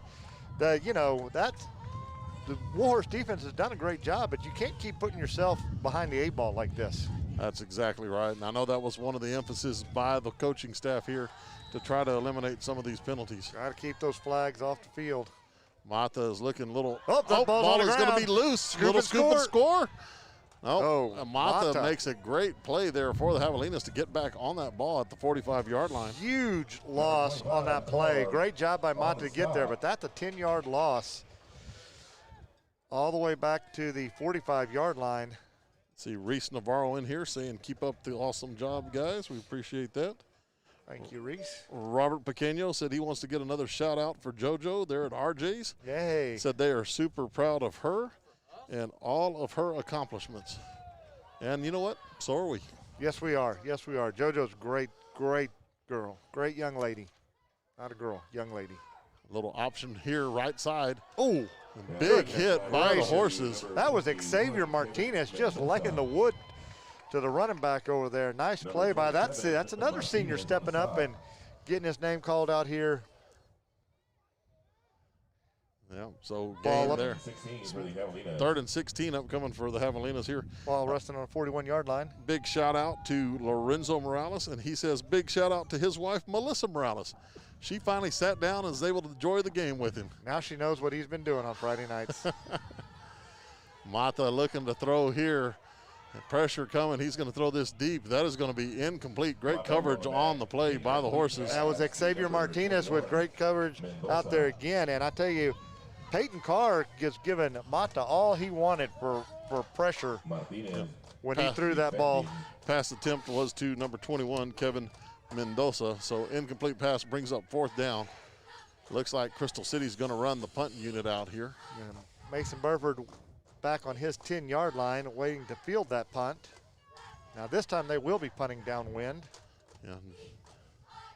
This is going to be Diego Rivera back to do the punting again.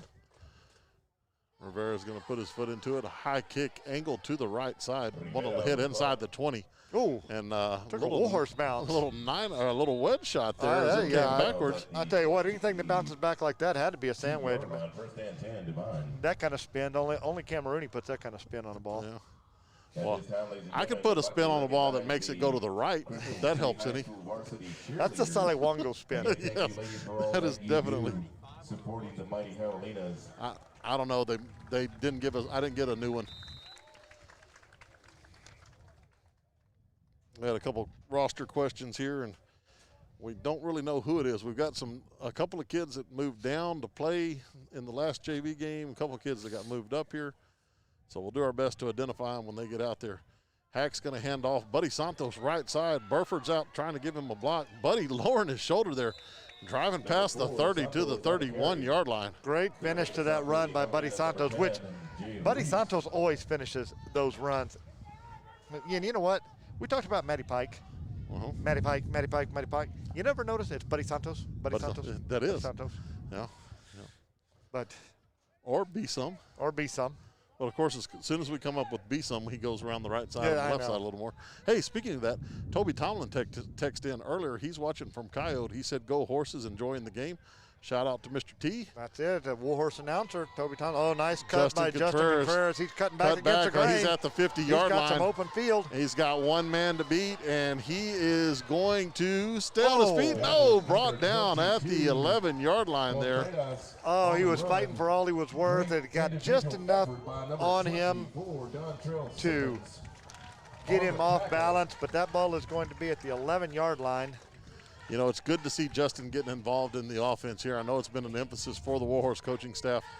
And, you know, with him being out those first 5 games, it's kind of just trying to get his sea leg still, I think, a little bit. You talked about earlier, you talked about what a difference he's made on the defensive side of the ball. And his ability to do that right there is what makes him so dangerous on the offensive side. And that's what can make the Warhorses extremely potent offensively when it comes to playoffs. Marcus Rodriguez with the pitch back and the takes this one to the house, and that's his MO for the season. That is Marcus's MO for the season. Let me tell you, I have Marcus in class, and he was like, Coach Schmidt, I listen to every volleyball game. I watch you and Coach Jay. How can I get a shout out? So we gave him a shout out last night, Coach Thompson and myself.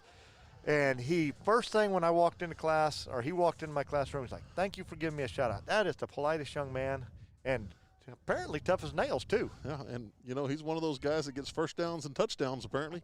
He does that. That play taken to the house there. So good snap here. Featherly's kick up, and that is going to be good. So Warhorses extend the lead out 42-0 with 1:35 left to go in this one, Schmitty. Something else about Marcus, Jimbo, is that is another one of those young bucks coming up. He is a sophomore. Yes. Aiden Zapata, sophomore.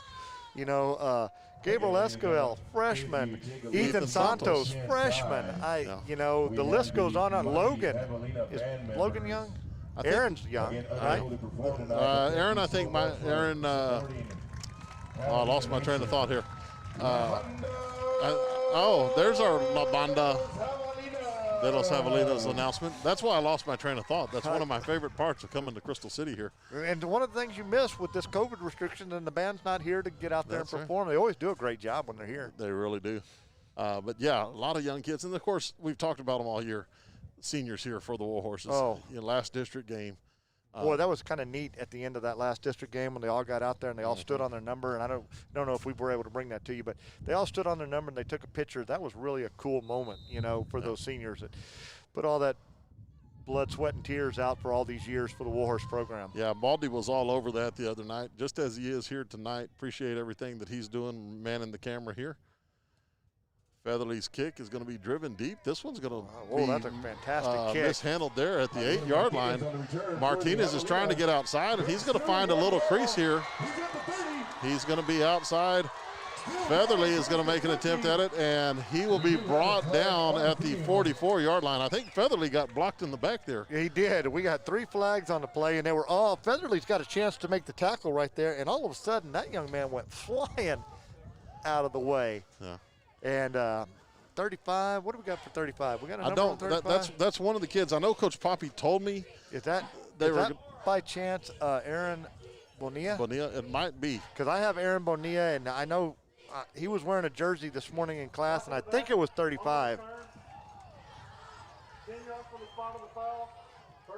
Blocking the back is the call against the Javelina, so that will back them up 15 yards from the spot of the foul. And last but not least, ladies and gentlemen, again to our left-hand side, the Starlets performing for the mighty Javelina Nation tonight. Ladies, thank you so much for participating. They're going to mark off a penalty here back to the 35-yard line against the Javelinas. Thank you guys that are all out there watching, texting in. Javelinas will start from their own 35-yard line after that penalty. This is going to be pitched back right side. This is going to be number 12. That is Caleb Sanchez. Gain of about 4 there. He'll be brought down by a host of horses as the time is winding down. Just under a minute to go, or just about to be under a minute to go here in the third quarter. Yeah, I got to give another shout out here. Louis Dubose has been texting me in tonight. I don't know exactly what we said, but he said he lost his bowl of popcorn on something, I guess. He started laughing, and then we said something else. He said he lost his next bowl of popcorn as well. So sorry about that, Louis, but glad you're tuned in and watching. Well, Jimbo, at least Louis could understand us. Yes, that is very true. Ball is going to be pitched outside on the left side. Sanchez coming around here. He was run out of bounds by number 17, Mason Martinez, right there for the Warhorses. And the reason I say that, is at least they understood it, we just got a text in from Monica Dubose, and Monica was telling us that they made a mistake, clicked on the wrong link, and they were listening to Crystal City's version of this game, and it was in Espanol.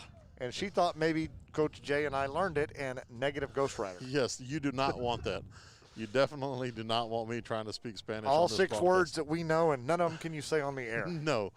In fact, in basketball practice, I wanted my kids to use their left hand the other day, and I told them I wanted them to go to the lechuga, and they informed me that that is not a Spanish for left. That is actually Spanish for lettuce. For lettuce, that is correct. And let us go to commercial because that is the end of the third quarter. We're going to step away. We'll be right back. Medina Electric Cooperative was built by this community more than 80 years ago to deliver safe, reliable, and affordable energy. We are proud to serve this community beyond the power lines. You can find us supporting your kids' Little League, sponsoring school events, hosting safety presentations, and more. We're honored to belong to this community. Keep up with Medina Electric from the power lines to the sidelines on social media or at medinaec.org. Stop by Mag's Place in Devine, a proud supporter of Warhorse and Arabian athletics. Mag's Place, a boutique shop featuring products from John Hart, Mud Pie, Simplified Soaps, Scent Chips, and many more. Located at 200 East College, stop by and visit anytime. Or give them a call, 830-663-8077. All right, here we go. 1st and 10 here for the Javelinas. Handoff left side, or right side, excuse me there. Not much doing. Number 24, Dontrell Simmons with the carry. Yes, Joel, I thought that was a nice segue. Let us go to the timeout. Yes. Yeah, and it was in the nick of time, too, because that was going nowhere fast. Hey, a little update on a score in our area. Poth-Natalia game. Poth is up 18-12 with the third quarter there in Natalia. Again, a game with big playoff implications for that district. 2nd down and 9 here as the Javelinas come to the line. One receiver split each direction. This is going to be handoff Simmons. Nope, excuse me. He kept it. Kept it.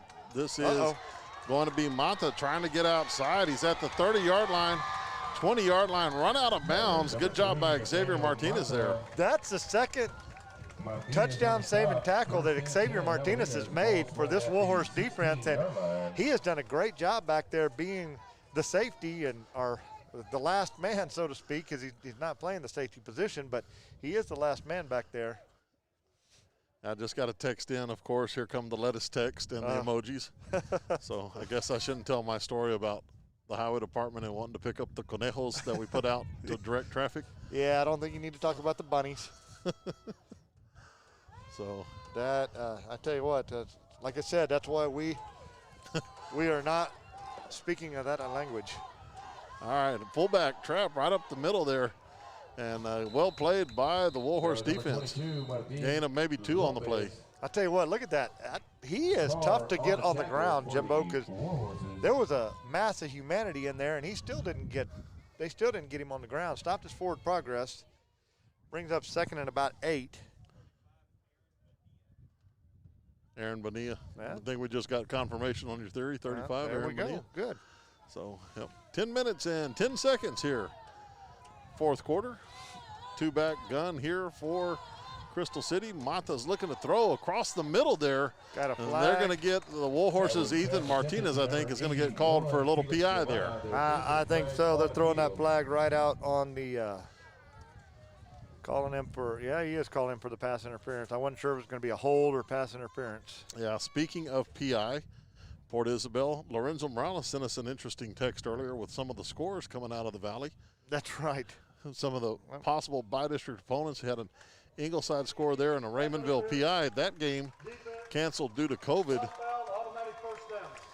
That's right. Let's see, we got Ingleside over West Oso, 26-7 at halftime, and then we got Robstown forfeiting to Rockport Fulton, and Raymondville is supposed to play Port Isabel, but that's who we're going to play in the playoffs, and they're not playing they're only going to have played one game by the time we play them in the playoffs. Mata looking to throw. Uh-oh, that ball's up for grabs. Up in the air, and that is going to be intercepted, I believe, by the Warhorses there. And that is number 6, Xavier Contreras. You got to give a lot of credit to I think that was Jared Fernandez that was right in the mug of Mata as he tried to throw that one. And that has been the case several times tonight where the ends from the Warhorses have been just all over Mata when he's trying to throw the ball. He's just had no peace at all back there. So Warhorses caught that ball in the end zone. They'll get the ball out at the 20-yard line, and that's where they'll take over. And this is going to be Sammy Guardiola. Quarterback change here for the Warhorses. Guardiola under center. This is going to be handoff Nate Ramirez, right side. Cuts it back up, taking some Crystal City Javelinas with him as he gets up to the 22-yard line. We'll call it the 23. 2nd down and 7 coming for the Horses. Tough run right there by Nate. That's not the biggest back in the Warhorse stable, but certainly a tough back. He was fighting for all the yards he could get right there, and they had a hard time getting that young man on the ground. As you were mentioning, Sammy Guardiola in at quarterback for the Warhorses here. Again, a young kiddo, freshman, out on the field. Yep. There we go. That's another. Yep, great. Peyton Carr is going to be split wide left here for the Horses. Guardiola under center. Uh-oh. He is going to keep it right up the middle, and that's going to be positive yardage. Looks like a gain of 4 on the play. Number 19 on the carry. Nice job by Guardiola. Guardiola. So no Crystal City band, but they do have some recordings they're playing down here. They are for the cheer squad to do the routines too, as time's starting to run down. 8:40 to go here in the 4th quarter. Warhorse is facing a 3rd and 2. And this would be a great time to just drive the ball down the field slowly and methodically, Jimbo. Pitch back right side. Uh-oh, that's Mr. First Down, wasn't it? Yep, boy, he's close. That was number 2. Marcus Rodriguez gets close to it. Luna on the stop. Nope, they marked it. Boy, they marked that ball a lot farther back than I thought. They marked it back at the 29-yard line. I thought he landed all the way out at the 30. Looks like it's going to be a 4th down and 1 for the Horses. It looks like the punt team is going to take the field. Yeah. I thought he got it out, but that might have been where we're playing on turf. So sometimes you get a little bit extra slide or hop and bounce. Justin Contreras is back to punt. So 7 minutes, 45 seconds left. Good snap to Contreras. He's going to put his foot into this. Nice punt. That ball is going to carry and hit at the 38-yard line. Good Warhorse bounce as it rolls down to the 31-yard line. Down there by, guess who? Colin Dishman. Colin Dishman. All over the place. Or as we call him in class, Dish. I've got him, Buddy, and Justin all in the same class. You can imagine how crazy that one gets every now and then. I'm sorry. Good kids, though. A lot of fun. They always keep class interesting, and definitely a lot of fun to be with. And that's just a fun class altogether. So, oh yeah, enjoy those guys. Oh, the music has returned. Yep, trying to get things fired up here as time's starting to wind down on Crystal City season. 7 minutes and 33 seconds to go. They will start with the ball on the 31-yard line. Man, I thought I was back in middle school on a dance here with little Bon Jovi going. I formation right up the middle, 25 for Crystal City. Bon Jovi, Javier Martinez. Rodriguez, number 10 on the stop. Looks like we have another injured player on the field. Down on the field. Natalia up 19-18 over Poth here as we get a score shouted out to us. That has huge playoff implications should the Mustangs go on to win that game. That would really shake things up in that district. Yes, it definitely could. So, shout out. And congrats to our neighbors. Keep up the good work. That is exactly right. So, gain of 6 on the play as the injured Javelina is able to get off the field on their own accord there. So 2nd down and 4 upcoming. Well, probably more like 5. Little reverse out there, little counter play look like. Warhorses play that one well as number 30, That is going to be Delgado, Nathan Delgado, gain of 2. Host of horses on the tackle, put the balls being spotted at the 39-yard line, so 3rd and about 3. While we've got a little lull in the action here, again, shout out, congratulations, Arabian volleyball team. Going to the 4th round of the playoffs. We'll be playing Monday at Goliad High School against Needville, #1 team in the state. #1 team in the state, but that's okay. Our girls are playing well. They are peaking. They really have that. They are really looking sharp. Handoff up the middle here. This is going to be close that to is first going to down be yardage. Close to the yardage. I think they're going to give it to him. They're going to give it to him. Yes, they are. They're going to give it to him. So that keeps the drive alive. Javier Martinez with the carry there. Ball spotted at the 41-yard line, just a line to gain. Yeah, and I love it. The girls are excited about being able to play the #1 team in the state. And you know what? When you get to the 4th round of the playoffs, there's only 16 teams left. That's right. That's quite the accomplishment there. And you're probably going to play someone that's pretty darn good. That's right. And you're probably pretty darn good yourself. That's exactly what I was going to say. If you've done what they've done in the fashion that they've done it.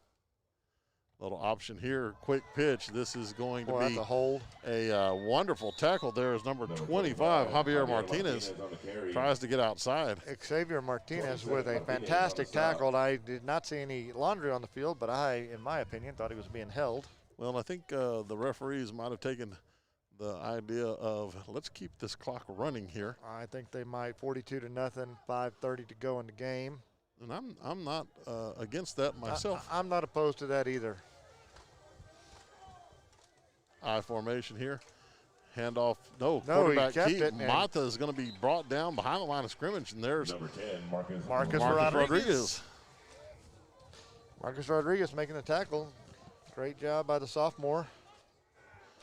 I don't know if Warhorse fans can hear this or not, but Crystal City's got the horse playing here on their sideline. That they do. And we thank them for it. Yes, we do. So, if you get a chance, get out and watch the Arabian volleyball team Monday in Goliad. If not, guess what? We're going to make a trip, and we're going to go live stream that bad boy. I say we. I haven't quite run that by you yet, I guess. Looks like the ball came out here. The ball came loose. I see a beanbag on the ground. So, and the far side is definitely pointing to the Warhorses end zone there. So I think the Warhorses are going to come up with that. That's number 35. Bonilla for the Warhorses. Yeah. Aaron Bonilla coming up with the ball.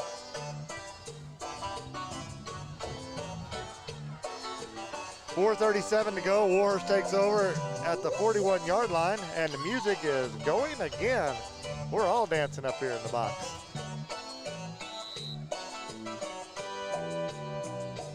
Again, shout out to the Warhorse and Arabian team tennis team. Those kiddos had a great year, ended as area champions. Guardiola's handoff. This is going to be Dubo's right side. Not much doing there, maybe 2 or 3. Again, a great surge by the Warhorse offensive line. Absolutely, and while we're doing shout-outs, shout out to Coach Tommy, Coach Mangold, and Warhorse and Arabian cross-country teams. Both of them are winning the district championship. Both of them having the individual champion on their team, and they will be headed to run in Corpus on Tuesday. What'd you say, 10 and 10-20? 10 for the girls, 10-20 for the boys. You know, and that's exciting, and there's a chance we could get somebody to go to the next level, which being make it to the state meet, which would be fantastic. Shotgun formation or pistol here. This is going to be handoff Dubos up the middle there. He's going to have a gain of 4. So brings up a 3rd and 3. You just got a text in here. C.W. Carr, former classmate of mine. C.W. text in. He said, I knew it as soon as I heard Bon Jovi. I knew you were going to reference the middle school dance. I was going to bring up the magic music machine and everybody splashing on their Stetson before going over to the middle school gym, but didn't quite get to finish that thought. But C-Dub knows what I'm talking about there. The Magic Mike. Yeah. Let's see, middle school staff watching from home. So Jacob Sanchez texted in there. He had the whole middle school football team watching the girls game the other night. That's awesome. But, you know, we talked about that too. Talk about the family that is Devine. Mm-hmm. And, you know, we see that in the community. We see that with the crazy guys that follow us all the way down here to Crystal City to help us out with Baldy and Cameron. I mean, Devine is a community that has a lot of family behind it, act like family. We even got that compliment from a coach that we face Yes. When we were up there in the stands doing a volleyball game the other night. Yeah, Roy Williams of Robstown went and spoke to him. He said, man, that was awesome seeing us over there live streaming the game and how basketball coaches out supporting the volleyball coaches and all. So what we do in Devine. Marcus Rodriguez, the ball carrier, that's going to go for few to no yards. That'll bring up a second down, and the clock ticks down under 2.5 minutes. And, you know, we're talking about family and, you know, the community here in Devine as well. You know, we've got that bond here with the boys and the girls and the students and the teachers, but the community in Devine does an awful lot for these kiddos as well. Look at all these sponsors that are here on over 30 on these broadcasts. It's unbelievable how everybody just jumps on board and wants to help support the school and the kiddos. Second down and 10 here. This is going to be a handoff left side. That's Aiden Zapata inside the 30 to the 29-yard line. Clock runs with 1:45 left. Number 35, Maldonado, 34. And, you know, while we're giving shout-outs to some of the accomplishments, remember, Warhorses, their sub-varsity programs, very, very successful. District champions at all levels in football this year. That is a fantastic accomplishment. And this team looks like 1:20 away from getting their 8th win of the season, and then they will be heading into the playoffs. Looks like Guardiola had a little trouble with the snap there. Picks up the ball, is able to get forward a little bit. That'll bring up fourth down and long, as the clock is going to get down under a minute before we take the snap. Ball resting on the 29-yard line.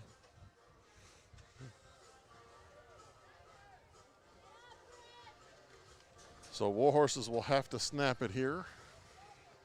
Yeah, it looks like they need I don't know, what's that, Jimbo, about 8 to get the first down. Yeah, it's good to see number 34 in there, Justin Rozier, senior. Yes, that's another senior. He is in for this play. He's battled injuries all year. Good to see him being able to get back on the field here for the Horses. Absolutely. Looks like the Warhorses are going to run the clock down as far as they can, take a timeout, see if they can't get that first down, and then that'll just run out the clock. Yeah. So just to recap, Warhorses here on their way to an 8-2 season. Talking to Coach Quiz today, you know, put it in perspective, 8-2, that's 80% win percentage there for the season. That's a heck of a job. It looks like the Warhorses just want to keep the offense out on the field. Just wanted to kind of reset the play clock there. You know what I think's even as impressive as anything is that 8-2 season came with them keeping the kids healthy. Yes. They've done a great job. We've been very fortunate. We're not crazy. Some of the stuff that went on, this is Featherly for a long field goal. Yeah, looks like he's going to attempt a 46-yard field goal attempt here. 24 seconds left in this. And you know what? This is a good idea because going into the playoffs, you never know when you could use one of these. That's exactly right. A little downwind here for Featherly. Good snap and hold. Featherly's kick is going to be kicked. It's going to be a little short there. And thought if he maybe got that up a little bit in the breeze, might have had a chance at it. But like you said, that's some of the best practice you're going to get in that situation. That's right. I mean, it's hard to get that game speed practice. We talked to Coach Gomez about that in some of our reps. Some of our on-field interviews about those kind of reps for the kids. And in a situation like this, great opportunity. Give him a chance. Now your defense get out there. There's 18 seconds to go in the game, and you go get you one stop right here and get ready to go to the playoffs and hopefully come out of here like all three coaches talked about, with a win and healthy. Yes. Right now, playoff game is looking like it's going to be Thursday night in Corpus Christi Buccaneer Stadium. Yeah. Yes. Devine versus the Raymondville Bearcats. Raymondville's played one football game this year. One game. Because of the COVID restrictions. Crazy. So, yeah, it really is. It's going to be a handoff up the middle there by Crystal City. Gain of about 3. And I think that's going to do it here, Schmitty. I think that's going to be it. It looks like the coach and staff from Crystal City starting to walk out on the field to go congratulate the Warhorses, and time is running out, and that'll do it. That is it. Final tonight from Crystal City, 42-0. Warhorses with the win. Third straight shutout for this Warhorse defense. And that is a nice way to be heading into the playoffs. Well, that is. What a great way to head into the playoffs for the Warhorses. Well, here, as we've seen all year long in the COVID era, where the teams come out to the hash marks, they stand there, they say goodbye. We got a couple of fans walking on the field, and it says the Warhorses are playoff bound for 2020 in a banner across the way over there. That's a pretty cool banner. Yep. Post-game show is going to be very, very brief tonight. We are going to talk just a little bit about what is upcoming next week. We've got our next football broadcast, like we were saying. That is going to be bi-district playoff game Thursday, November 12th, 2020, 7:30 p.m. right now. That's subject to change time-wise. Buccaneer Stadium, Corpus Christi, Texas, against the Raymondville Bearcats.